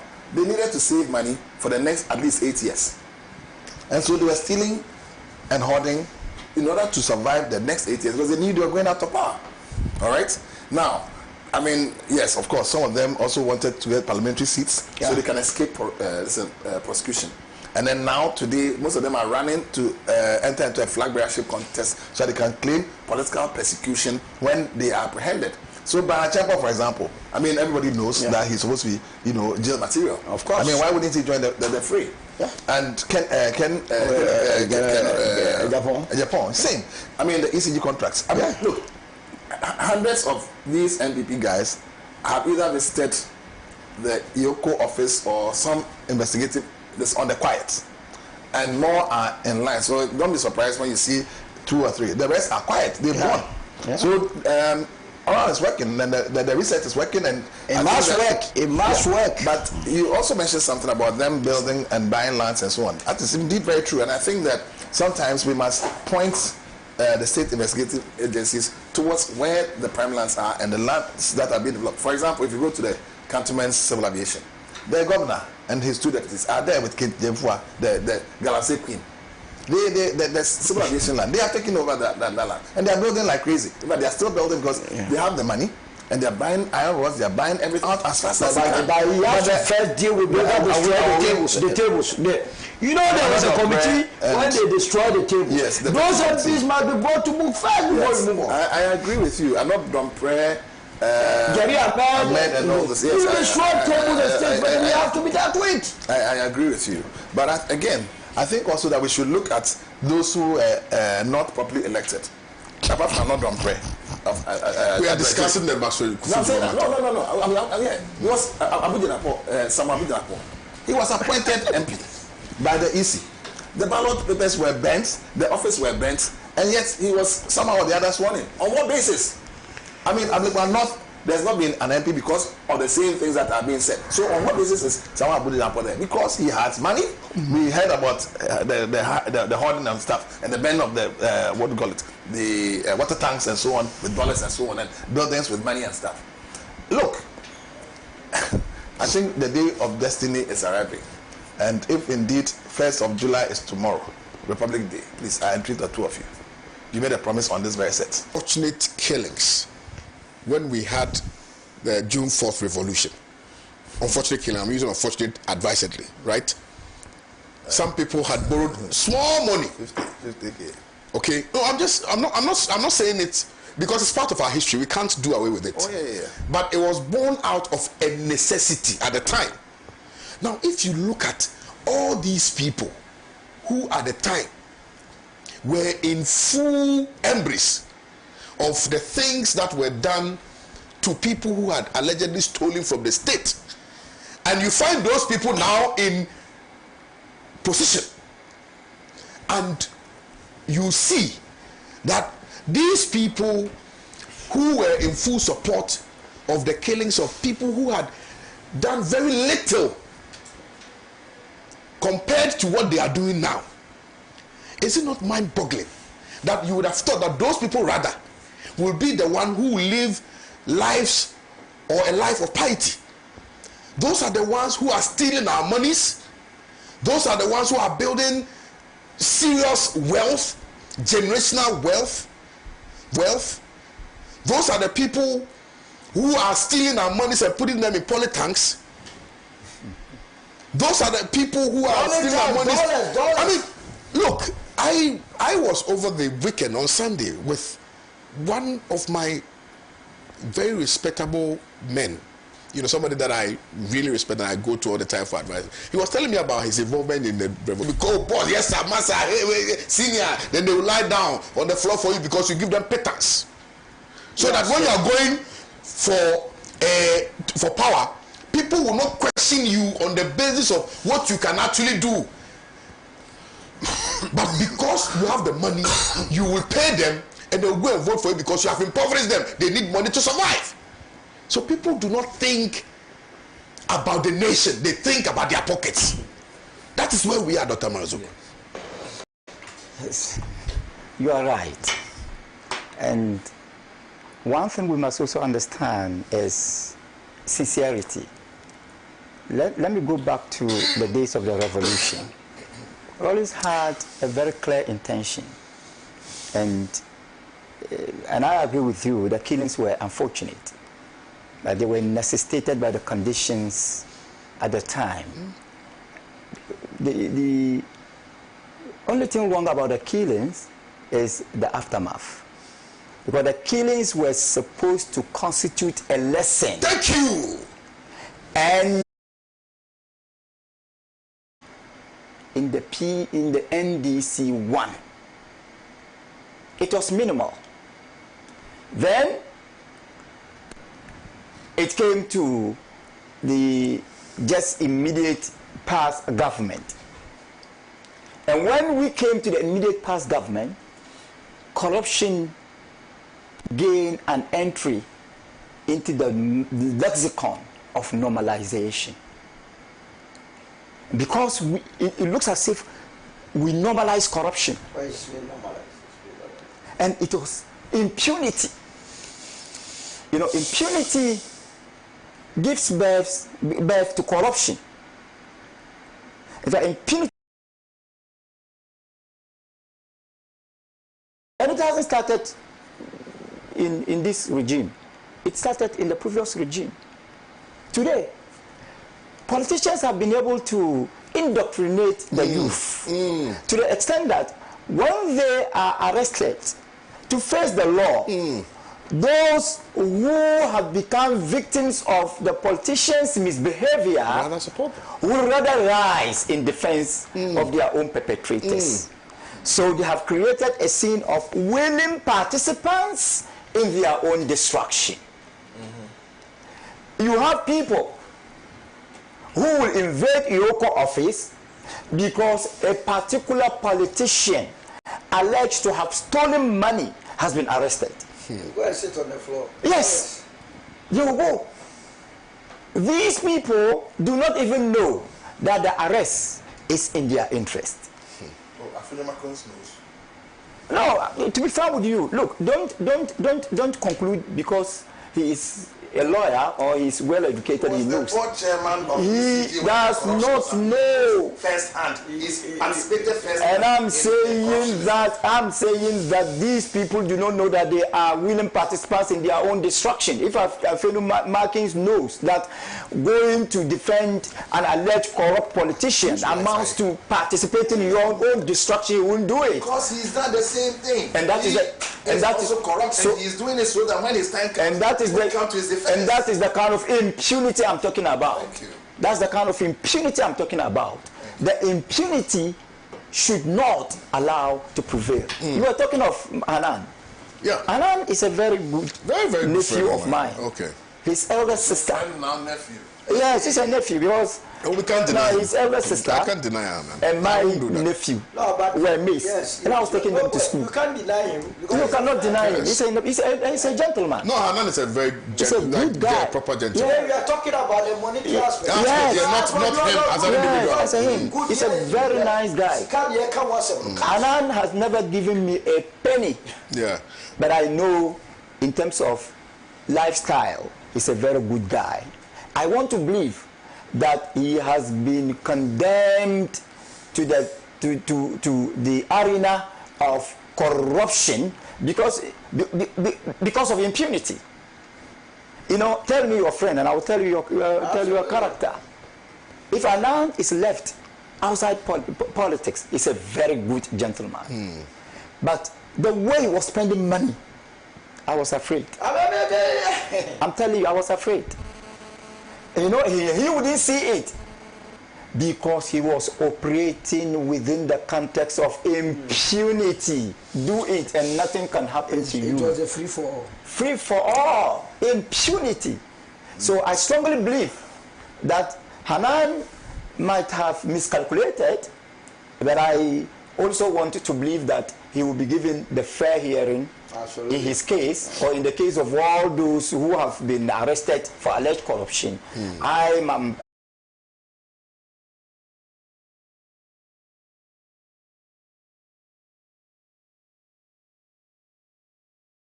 we have been going to the last time we met in Tamale. I met him at the airport. He was going to was it Walwali or something? He doesn't sleep. You meet him at stadium, you meet him. Koma is everywhere. It sounds familiar. Yeah, Adam Smith. Maybe or for the MP. But it is around the entire country. You see, but the truth is that you need to go and do one in my hometown. Yes. Is that what you're doing? No. I know him. He's a very good man. To be honest. Is that what you're doing first? No. You see, if people are doing, you should go to a borehole for the people, not this has to theft. Well, I would have the discussion. I'm sure he will not be opposed to it. President Gede, let's move on to the next topic. Now, I'm starting with you. Which one is that? your wife. The wife is going to work. Okay. Mr. Koma said I should tell you that he will. He said I will appear like the angel. You will see them do me wiper. Come must understand some of these things. I look at the other people, look, they say, Oh my God. So my ancient philosophy has worked there. The next topic has got to do with Tokonu's press briefing disrespectful. And Sansari is saying that the suspended Chief Justice's press conference was very disrespectful. In fact, let me use very disrespectful, and a disrespect to the integrity of the judiciary, a disrespect to the processes of the court, because you sat here this morning and listened to Solomon Owusu, retort that as for him, when a matter is sub judice, he will comment on it. Because the Chief Justice has told us that you can comment on matters that are before any competent court of jurisdiction, because you know that committees are quasi-judicial bodies governed by the Constitution of this Republic. So if people can, or in fact, if the suspended Chief Justice can freely comment on a matter that is before the commission which has been set up for her, if you like, inquisition, freely she can do that, then any individual in this country, if the court fails or if the commission fails to hold her before that commission for the purposes of questioning and perhaps sentencing, then anybody can comment on a matter before any court at all. Number one, do you agree with it's an offense that can lead you into a certain situation, but overthrowing the Constitution is clear? Now, Article 146 of the Constitution is very clear. It doesn't need interpretation. Well, fine. Won't it be for interpretation? But Tokenu, never fear there. Wesley girls, Glib, she's a fine lawyer par excellence. Otiasie, she sits at the apex court. She's interpreted things, even though some we deemed to be wrong, like her soft spot for Afenyoake. Now we all know why. It's the AFRC. Her hatred for the NDC. She said it herself. Tokuno inga problem. See, the AFRC did some injustice to her uncle, her favorite uncle, who she used to live with. And therefore, the venue of the sitting itself had been pre-arranged to put her through torture. She doesn't like high ceilings. Hey, so she's not claustrophobic. She likes tight spaces. Hey, Tokuno. Hey, no, Tokuno is very funny. Look, you said high ceilings is a problem. Have you been to the Supreme Court? I have. Are the ceilings low? But the woman wants to return to the Supreme Court where the ceilings are high. Where they sit at the Supreme Court, you've been there. You see, there's even a mezzanine floor, and then the ceilings are way above. I don't know Edu Lodge or wherever, and your family is there. When you come back home, you may not have, a place to live in Ghana, even though you live in Ghana originally before you were posted. They come, they stay in those facilities. It has, like lots of other, ancillary facilities. It's a state-of-the-art thing. So it's not like a rundown place. But she says there's history behind it. And the history behind it is that is where some people went and planned to kill some judges, inclusive of which was her uncle who she stayed with when she was going to school. Oh, is it a proven case? Do you know that as a fact? I don't. Do you? Now, we cannot allow people to invent history and claim persecution and claim that she's therefore acting on behalf of all lawyers, all judges, the legal regime, and that people should rise to the defense. Do you know what she was calling for? She's already tried to oust the Constitution by using her lawyer and etc. to set aside the process. She's used her colleagues in the bar, the wife of an NPP stalwart, just like some other stalwart's wife is doing with the nurses and undermining the city, which is appreciating. Look, we must not allow this to happen. Dr. Nu should be the last person. And I think that I agree with you. If she is not held before a court for what she has done, nobody qualified. Her last cry was for her benefits, entitlements. Look, she cannot resign because she's not allowed to resign. She cannot retire because she's not allowed to, because the process has started. But the fact that she wants her benefits is not guaranteed, and she will not get it. She's not deserving of it. In any case, she did not address the key issue. of having given sole source contracts to her daughter. That was at the heart of the matter. Insider trading, the things that we talked about here, the things that have landed, what's it called? Your friend, your nephew, your friend, what's his name? Anan, in trouble. It's exactly what she did for her daughter. Thank you. So how different is she from Hanan? Good morning. These politicians have polished the word stealing to corruption, because it is very difficult to arrest someone who is corrupt, but stealing is easy to identify. A thief, I don't know. You can't easily arrest a corrupted person. Thank you, sir. Good morning to you, K.O. Rishe. I've been following the conversation with keen interest from the comfort of my home. The Gihog boss has been picked up by the national security. Is no news. How can you sell Akpateshi and go bankrupt? On a more serious note, these foreigners who are exporting logs out of the country have devised a new way of smuggling our gold to their countries of origin, thus swerving the gold board. What about for donations? Sink a borehole. Dauda from Teshi. So the hashtag, would you remember? Sink a bowl. Sink a borehole, yeah. It sounds very sexy. Yeah, let me take a picture of it. I don't think it's a bad idea. We need to start building boreholes. Sexy. It sounds so sexy. Oh. No. We need to take this thing up. Please, this one, we have to just... Go to national security. Good morning to you, Lawyer Keori. Please do something about the stability of the social media streaming channels on Facebook and YouTube. I agree, because this morning it started well, and then later it started misbehaving. Some of us rely solely on this. I'm so sorry. Are you sure Hannah hasn't paid Elon Musk? If we use excavators to destroy the surfaces of our arable lands, what will we use to feed Ghana? Let's bring all the big people behind the illegal mining together to do underground mining with the support of the ruling government. Thanks, Reverend Father Ignatius James Yawamponsa Achim. This one says, good morning to Pan-African Television. My name is Idris Osaibu from, okay, you didn't add where you're from. But to be honest, I am an unemployed graduate, but I don't need a job from the government. What I need from the government is accountability, and that is why I voted for NDC. Masaudu in Kumasi, Bantama, the NDC in opposition sitting deceiving. Oh, Masa, you see that thing. This one says, Council. In fact, I'm so sad to hear a plan or a discussion of a first-year student at one of the nurses training to stop the school because the other brother cannot afford school fee. It's so sad, and the people are still have stolen our money. Okay, thank you, sir, for your message this morning. Please, I need Solomon Owusu's contact. Kindly give me the number to call him. This one also is from King Kong from Tamale Central Constituency, Sakasaka. Good morning to Uncle Kreodi and to your respected guest in the studio this morning.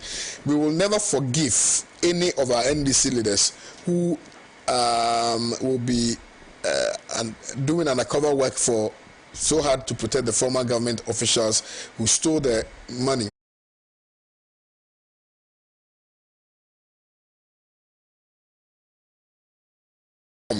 Okay. One is in relation to the removal of the CEC. Who removes CEC chairs? Is it government? Is it Article 146 petitions from people like you, individuals, from the citizens? Have you petitioned the president? I don't know, but I heard the the former general secretary, now chairman, say something, which I am in full agreement of, because I wrote something in 2021 for that, and Akufo-Addo didn't act on it. I'll resend it to the president. Good morning, Lawyer Keodi. I agree with you and feel your passion about the EC with its partisan workers. And I keep advocating that until we elect the EC, the IGP and CJ, and stop the partisan appointment, we will always have people like the man you talked about and the likes of the suspended CJ arrogantly dictating to the nation with impunity. Bibi from Musuku sent in this one. Musa Abatwa, Basa, you see, they crafted a message and just keep splashing it. Good morning to Pan-African Television. In my view, Africa is not fit for democracy, because democracy is for the people and not a person. Stone J from Tamale sent in this one. Good morning, Pan-African TV. I'm Doche from Aflao. Thanks to you all for the great education being given, but it will surprise you that their national TV station, TVT, broadcasts nothing on whatever is happening. They rather prefer to show nutrition program. Nutrition. Well, that's also good. I think NPP leadership should know that the trauma they took us.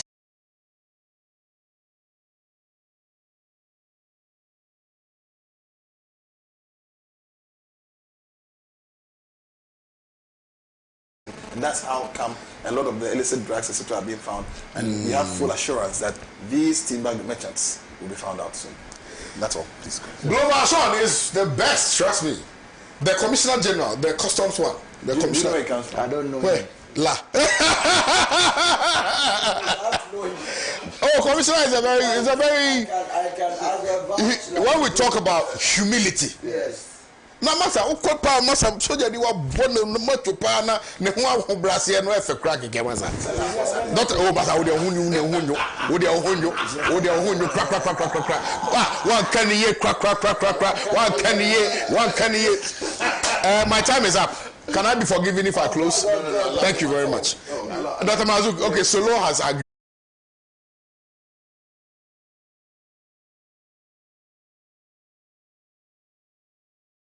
Proper homage. I'm sitting on your land. I'm talking like Solo now. I'm sitting on your land. But I've not paid homage because there's no chief. The traditional council can always be put together once there's a chief, which chief has been installed in accordance with the customs and traditions of the La people. Because if you go into the constitution, Article 277 of the 99 Constitution defines who a chief is. A chief, a person who, hailing from the appropriate family, is properly installed and installed. Okay? In accordance with the customs. And tradition. So nobody should come and go and pay money. You know, some people pay money to become chiefs in this country. And that is why consistently without fail, we have chieftaincy matters. And devoid of partisan money. Yeah, I mean, devoid of, that's actually a very important point to include in this point. So please, we don't want any chieftaincy conflagrations. We are tired. We are dealing with the issue in Boko. If care is not taken, this Homo war will be affected. Because there's a serious issue in Ghana. Please, we are tired. We have a country to build. The chiefs have important roles to play. But they must be properly elected, selected, nominated, and skinned, installed, and stood in accordance. Not with money, not with influence, not with political affiliation, but with the customs and traditions of the good people of La. And we, myself, Solomon Owusu, Dr. Marzuk, once the chief has been properly installed, we will come and pay homage together with Mr. Coleman, who has taken your number, by the way. Yes. That, you know, and that's all we need. On that note, let me say a big thank you to all of you, particularly the gentleman who gave us the hashtag, Sink a Borehole. We will be appealing, we'll do a video for it. I'll get a number registered specifically for that. And then we'll begin building small boreholes within the villages, the communities, you know, across the country. That is what we can do as a people to help all of us. Until tomorrow, my name will remain and forever remain Kwame Owusu Danso Esquire. I'll see you tomorrow. Senior. Pratt. Like a Pratt in the county. That's a me Pratt. That's all you hear, Pratt. That's a me Pratt or no Pratt. Maybe you Owusu Danso. Honorary Pratt. I'll see you tomorrow. It's a our back one because you the tata me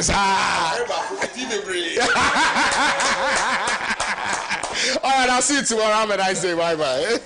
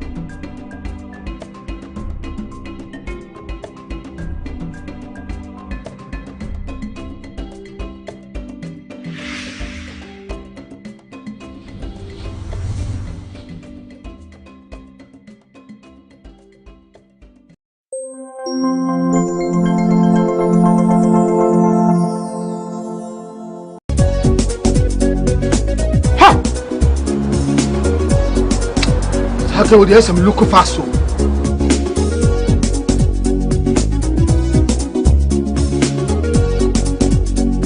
Papa, me again. Let's go yale. Me quite remember who hear me. Yes, malaria. Malaria. Oh, what they say with the router? Me copy the absence here. A drone a friend router mixer. You come malaria draw and running router. So Cat trap and the draw crew abaso body assay. Wabo router mixture abaso. Router natural products and one router mixture. Yeah, you could see a treat. Router tonic and the router life for a who a finish like the bunny, a fin per diem. Let's support the immune system. Router dear, Obiasia, FDA, I did drinking crap to yet. This is Swift Africa.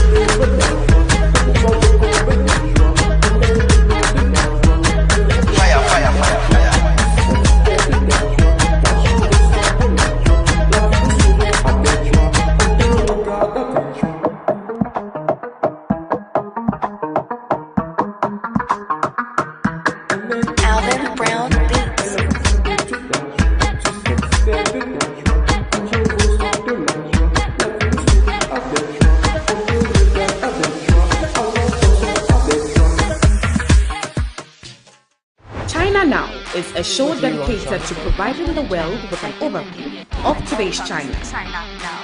Here, you will learn about how China works, how China thinks, and how China views itself and the rest of the world. Let China not be far away from you anymore. Join us every Saturday at 8 a.m.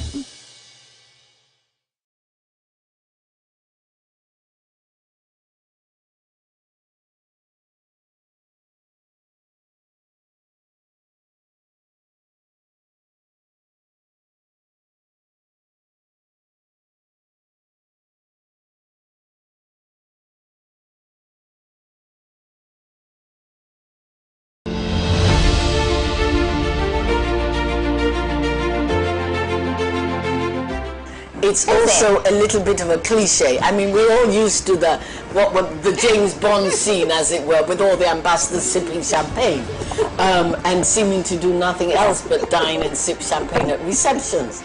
That is not true. That is a misconception of the time and the nature of the work. Diplomacy is not devoid of accountability. Everything that matters in Africa matters to Europe as well. Be it demography, be it economy, be it security, be it culture.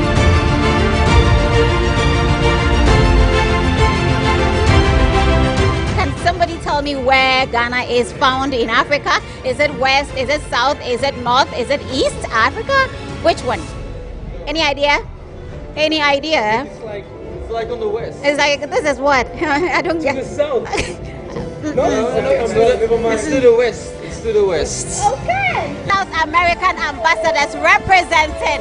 I'm transforming the UN and making the UN more fit for business. Making the UN more fit for business for Ghana is the prime objective that I have here. You are one outstanding journalist, broadcast journalist, who has put diplomatic tourism and, diplomatic relations under one spotlight. I have been watching diplomacy. Same type of dressing running through, except if you are not interested.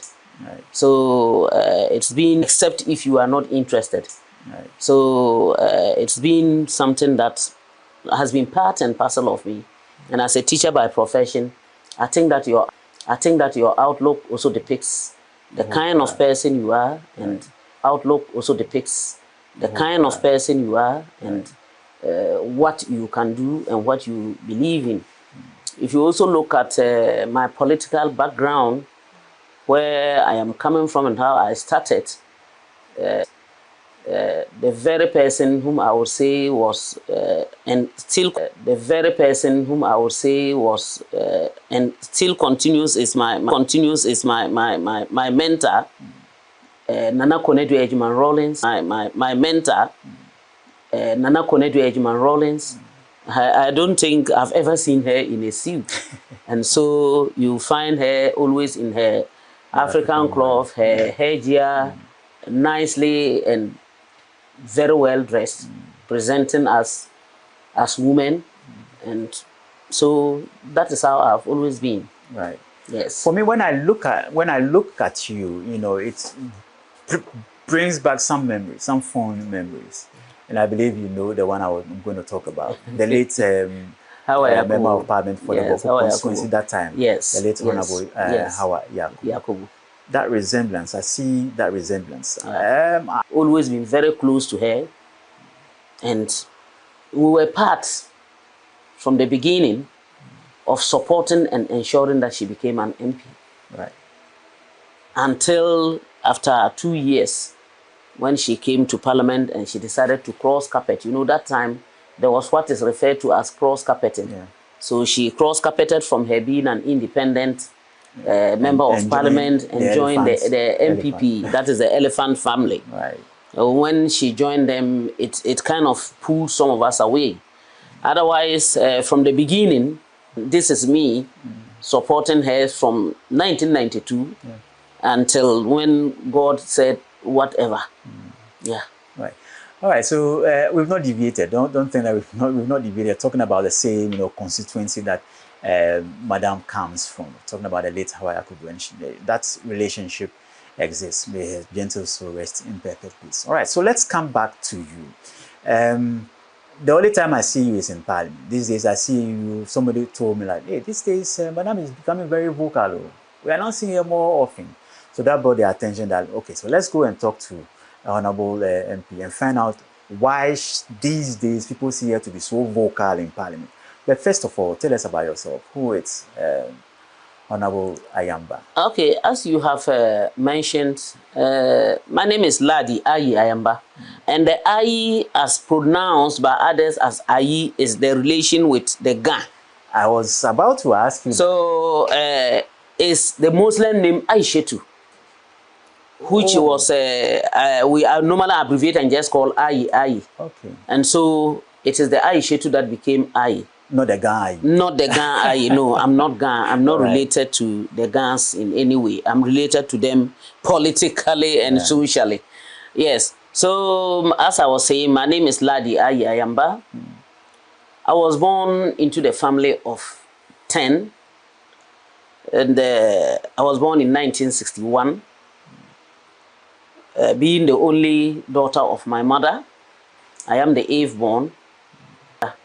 And then I got married. Politically, I started politics in 1979 when I was still in teacher training college. And that was at the instance of the revolution. That was a time that was actually very, very difficult for Ghanaians. Many people have not seen that. They do not know. And they say so many things and put up a lot of stories about the revolution. But for those of us who were alive, kicking, and being at that level, we were part and parcel of the revolution, and I'll never run away from it. At the time that I was in the training college, I went to the training college in 1977. And in 1977, it was very difficult for one to get even soap. No key soap. No. We didn't have anything like soap, no milk, no sugar, no gari. Gari that today others or even some students will tell you they wouldn't eat it. Yeah. We even couldn't get no beans. Even we were farming the beans, no granite. Nothing. It took us to travel from Pusga town to a village across in Togo to go and buy these petty things, especially soap. As for milk, sardine, mackerel, or we used to call it tinapa, no, that one was for the rich. So we were not bothered about it. But to get The basic needs was quite difficult. So when I went to college after completion, the lady who was there, in fact, it became a banter, and then I couldn't get it. So I said, well, once I have served, and I don't owe government in any way because I had done more than 240 months to cover up for whatever, I was no more interested. So I decided to opt out of the teaching and continued with my petty businesses and then with my politics. So this is who I am, and I have got my children, I've got my husband, and we are good to go. How, at that level, what was involved? You know, we formed the unit committees. Okay. So with the unit committees, I was a unit committee member and then a unit committee organizer. Okay. From the unit committee organizer, when we went, that time it was difficult for women. No women, it was actually very, very difficult. You know, it was the 31st December Women's Movement that urged many women to come out. Because in the rural area itself, which woman would agree to come out? And even nobody would allow their women to come out. So it was very difficult. So being I also being a unit committee member, I had to also be a zonal women organizer. I had to be a zonal women organizer for the Manga zone. Manga is in Binduri. The Manga zone. Then from there, when it came to partisan politics, my women organizer at that time was called Mpoko. She was from Binduri town and I was from Boko. So after 2 years, that time it was 2 years, you'll be in two years in office and you have to contest again. Right. So after 2 years of contesting, of being in that position of a deputy, deputy women organizer, I contested her for the position of the constituency women's organizer. Right. And I won. So I became the constituency women organizer of Binduri. Right. So from the Binduri constituency, after 2 years, there was the regional executive election. Right. So with the regional the listing of the NDC, you would realize that it talks about socialism, accountability, development. It's all about people. It's not about you. It's about people. That is how the NDC is. And so most of us who were not actually interested, or we were not brought up to be like with the revolution for it to be like money grabbing, I need to be rich, I need to be that. We saw it that, oh, there's an opportunity for you to help your country, for you to help in development. After being the regional women organizer, after the first term, I was encouraged by the current regional minister, Donatus Akamugri. By then, he was the regional youth organizer. And one Donald Adabiri. Donald Adabiri. He was also a regional minister. They encouraged me, look, forge on. And so I came up and I contested the Deputy National Women Organizer position of the NDC. And when I contested the Deputy National Women Organizer of the NDC, I won.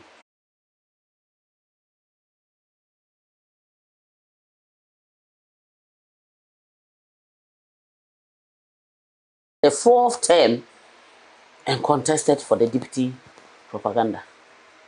And I won. And when I won, I was working with Fifi Kweti and others. So Fifi Kweti, who is the General Secretary of the NDC today, was my boss in the party. I was still Deputy National Women Organizer when the current national chairman, popularly called General Mosquito, Aseidun Katia, and then Dr. Kobine J, they contested. and won. And so they came and met me as a national executive member. I was to go home, but my car had a breakdown. So I pleaded with one cadre. He's called Aboni. Currently, he's not well. He's been down with stroke for a long time. To give me a lift. He gave me a lift, and then it was time. It was about 7, and they were to announce the names. Then Aboni said he wanted to visit someone at 37. I said, okay, you go in and come. Under normal circumstances, I would have gone with him, but something just pricked me to wait in the car. And I said, oh, raise the volume of your radio for me. So he raised the volume of the radio, and then what I heard was that the name was changed. Whoa. Yeah, the name was changed to one Lucy Awene. And Lucy Awene had been my class 3 teacher. She taught me, the husband was the headmaster, and as we are seated here today, even if you are being paid $1 million a day, not a year, and I'm asked as a politician to come and take your position, I will not be able to do your work as is expected. So we were trained that if someone is a fishmonger and fish is needed, don't go and say that I am the fishmonger, so I will do it. No. He is the one who is a fishmonger, so he should go and do it. Yeah. That is how we were taught. And also taking my religion into account, I think that there is nothing that anybody should ever think that he hasn't gotten, and so he should weigh or bring the person down. No. No. If you do that, you'll be hurting yourself. And when you are completely down and you are gone, someone is coming. We'll go into the political life, into the member of parliament, the struggles, but first of all, I want to find out. I know at a point within the NDC party, there was a pain amongst kiddies who felt left out, you know, because it's done. Well, I wish that, that we had both the men and the women. We had the men and the women. Not that we didn't have competent, we had very competent people. Because as I mentioned in my career, I was a student, I became a teacher, and then I got a degree. So is there anything that should have made me not to be appointed or something of that sort? Right. And we had many others who had even passed my level. Both men and women. We have in Togo and the rest. Helen Togo. So Helen Togo, she was, yeah. And myself and Helen Togo, we knew each other when we were all still at the grassroots level. Right. So at the end of the day, we had all the people. We had people with competence, people who were ready to die for the party and had even started dying, who were left out. So it's a pain that no kidder would forget that. But why? Yeah. Why? Has the situation improved a little bit since? Well, I haven't lagging behind. If you came to parliament, there were just a few women out of the 275. So I thought that no, this is the time for me to forge ahead. Also leave the executive positions and then go further. And so after that failure, after the fact that they had taken away the deputy minister thing. See, that's really still. Yes. After they had taken the deputy minister thing, I said, no, doesn't matter. It doesn't matter. A single raindrop doesn't fill the sea. So why don't I move on? Yakubu, my very big sister, Honorable Hawa Yakubu. Then we had one woman too called Hajia Fati Seidu. People may not, but she is from the Kolongungu area. That is true. So I'm not the first woman to have come up from the Pusga area.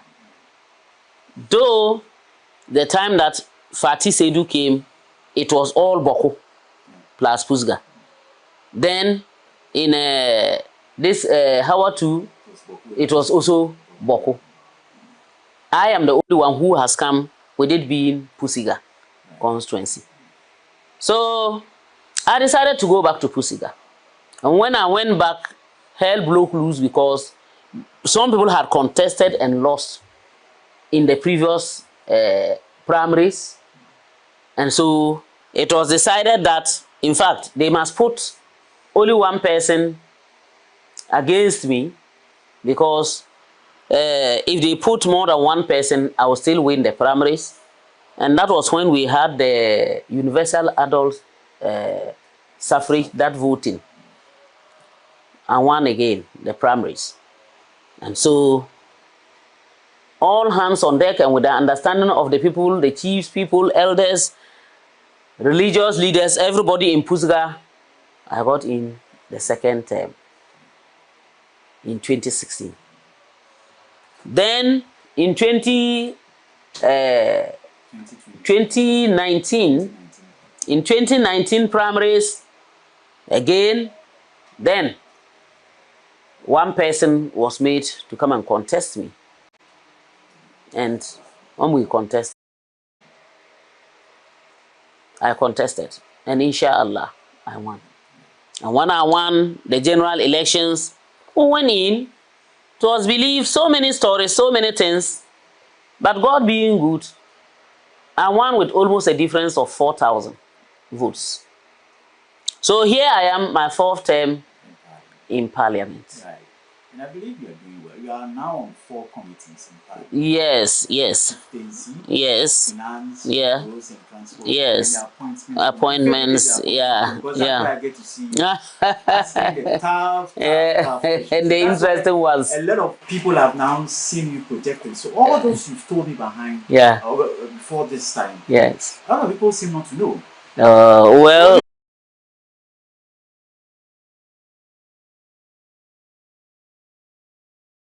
way back from the 70s. Well, 80s, 90s. But we just see you all of a sudden, Madam Pussycat, somebody says Madam Pussycat. Yes, it's all over the place. What's happening? I'm actually not a fresh comer. Yeah, because yes, I understand what you are saying, because I think that in 20 this thing there was a survey. That was 2014. There was a survey, and I won that of the women in Parliament. Right. And I think in 2016, 15, 16 thereabout, I won another one. So I've always been there. It's just that sometimes when it's about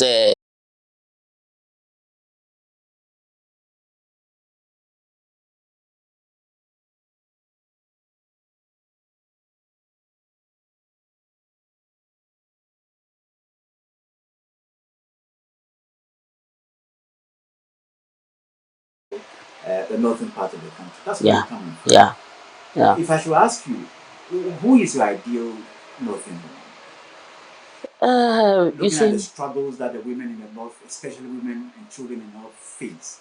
Yes. And I'm asking this because I know you're an advocate. I know. The ideal northern woman is someone who at least is able, one, to make a living. When I say make a living, education is key. But it's difficult. We can't have all the women being educated because some are already not there.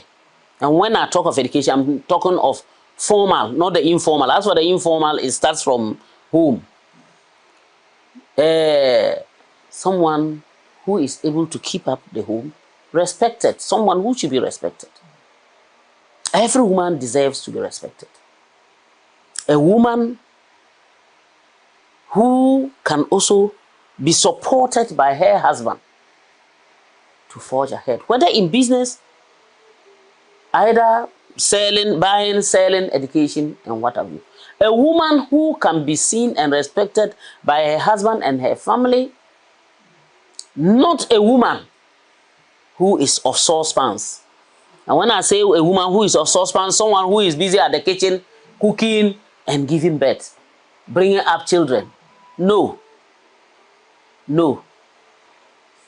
And a woman who should be seen equal to all other women across the globe. That is my ideal woman from the north. And I believe that if the opportunity is given to the northern woman, there are many more. Or women from the north, I will not say northern woman, women from the north, or they want to live as if they are for the, no. I don't see it, except that if the understanding is not there. Because if you love one another, or if you call yourself really married, there must be that kind of understanding that we are not fighting to be equal. We are naturally equals because we think, we do, we have our children, we come up, and so on and so forth. And we must be each other's keeper. So it's quite a difficult thing. Even if you go for assembly elections, even unit committee elections, a woman will go to contest, she won't win. No, she wouldn't win because, unfortunately, there is this. Not because she's not qualified. Not because she's not qualified. Not because she doesn't have the capability. Not because she's not vocal. Look, there is this thing that I don't want us to run away from, but I want us to handle it. Let the women, any village at all in Pusiga, they are ready to listen to what their husbands will say. But if that education is there, like we have continuously birthed, and I am not surprised about Pusiga because, like I was telling you, Hajia Fati, Sister Hawa Yakubu, then to me, they know that, oh, women are not what we are thinking about. They will not go and forget about us. So that notion, we shouldn't just say, no, it's not true. Women like one, and how can you say women we don't? No, that level is different. That level is different. And I can assure you that even that level, if your groundwork is not solid and you don't work properly, yeah, they will pull you down. So there is a lot there. And what I will also say is that let us make sure that the education of the girl child. If you don't have a sister, you have a mother. If you don't have any friend who is a woman, you have a mother. That one alone is a message for you to know that if women were not people who are capable, if women were not people who can groom and bring you up, you won't be who you are. And so if women can keep you in their stomachs, like someone will say, for 9 months, deliver, birth you, and then take care of you, continue fighting, and even maybe when you go to ask, maybe your father went to sleep when you were crying. You should know that women are not people who are, no, they wouldn't run anybody down. But let's be conscious of the boy child. We should be careful so that we don't also ruin the boy child, or we don't let them go and sit back. And also we need the men God has created. So we shouldn't also throw the girl child away, the boy child away. Let us encourage them. Let us pull them along. Let them make them. Let us make no problem. So that is one of the aspects. But the question comes back, and for me, I think people will even use it and say, if not because you are only woman, you think that if a man had contested, you will win. I don't want to hear that. Then we have the appointments, like His Excellency Kwame Nkrumah did, appointing the first 10 women to Parliament. And you know, the northern side, we had Susanna, I've forgotten her surname, from the northern side. We have about 10 women who were appointed. So I think that appointments can also help. But if it's about elections, the monetization is too much. Because if you don't win primaries, you cannot contest.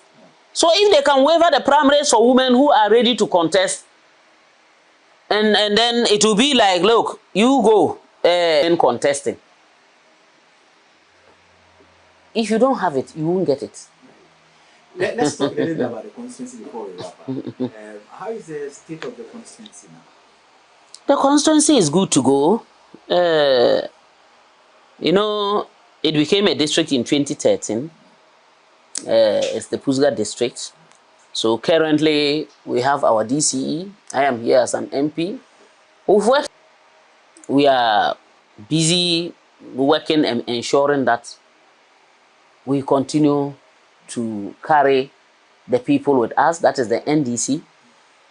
And making sure that we incorporate all others. Because me as an MP, I only contest on a seat, on a particular ticket, but I become an MP for all. And Pusiga is growing very fast. The prayer we are looking for is that, you know, we had this Bolga Boku Pulmakum structure. It shall be well with Pusiga. Yeah, the markets are thriving. We pray that we are able to help in building the markets so that our women will not be beaten by rain and what have you. Then our schools, the furnishings, the basic schools, furniture is something else. So we are praying that with the current government resetting, where allocations have been made for us to ensure that part of the money that is being sent to the district is used for furniture. We hope that the schools will be finished. Chiefs compound are very important because of our health needs. The resetting agenda too has put in some percentage of money for the construction of chiefs compounds.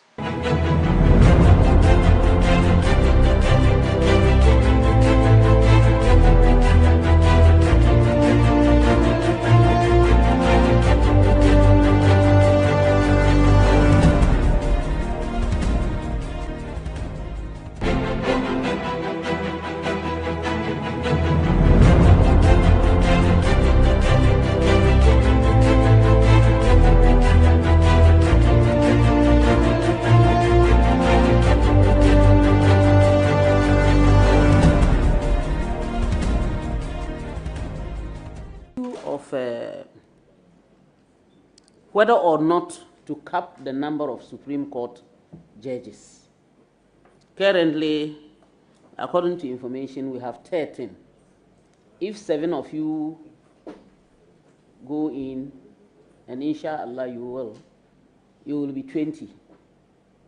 What is your suggestion about the numbers? Should we add up, just leave the law ladder, continue to add up, or we should cap it? Thank you, Honorable Chair. I believe in capping the number of Supreme Court judges, but some of, I won't say that one.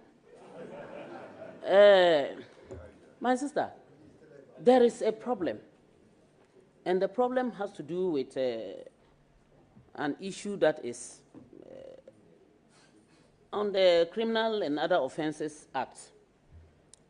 I asked earlier on, and I think this is my third time of asking this same question. There is a gap when it comes to the age of having sex and the age of marriage. And it's quite disturbing. For me as a woman, I have looked at it severally, and I think that if at 16 years, especially the girl child, is still in school or supposed to be in school, and she is allowed or permitted by law to have sex, I believe she could easily become pregnant, get infected, run away, elope and leave school and what have you. Or even she could be misused. Excuse my language, I'm a teacher by profession, so I'm not derogating any teachers, even those who are teaching her. Now she has been given the permission. It means that even if that happens, nobody can be held responsible. She can become pregnant, that ends everything. But then, she cannot get married to the one who has impregnated her because she's still 16 years. Because the law says that 18 years before she can get married. The gap between 16 and 18 is a very big problem. 2 years is not a small thing. The child would have started even running around if she becomes pregnant. Do as women to help them, whether the girl or the boy. Very well, Mr. Chairman. If my memory serves me right, I think this gap was even bigger when I was a junior judge.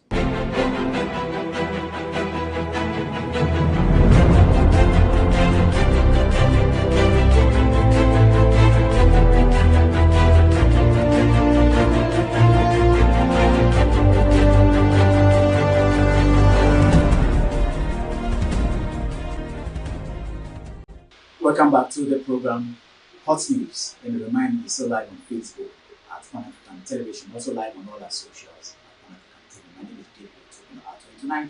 I'm in discussion with the Member of Parliament for the Pusiga constituency in the Upper East Region. We're trying to learn a little bit more about I always hear in Parliament, especially on the Appointments Committee, asking questions and causing a whole lot of commotion here.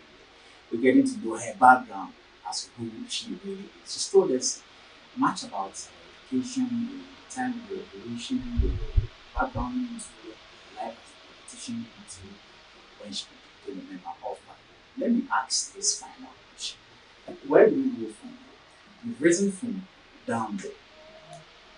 Party, executive position, you are now a member of Parliament. Are you going to go again? That is a very difficult question for me. Very difficult in the sense that, you see, I believe in the will of Allah. I don't do anything by myself. If it comes that I will do, I will. If it comes that I shouldn't. He put me there. Is he a thing with members of Parliament? Because all the MPs have spoken to him. Ask this final question. You leave it to God. Yes. Because, you see, I've observed one thing. If someone told me that I will become an MP in the first place, I would have said that, hey, how am I going to get there? Hey, states involved. I became an MP 1, 2, 3, and 4. It's a 4th year. This is my 4th year. Now, just look at it. If I say I will contest, who am I? If I say I wouldn't contest, who am I? No. You are not preparing towards that in any way.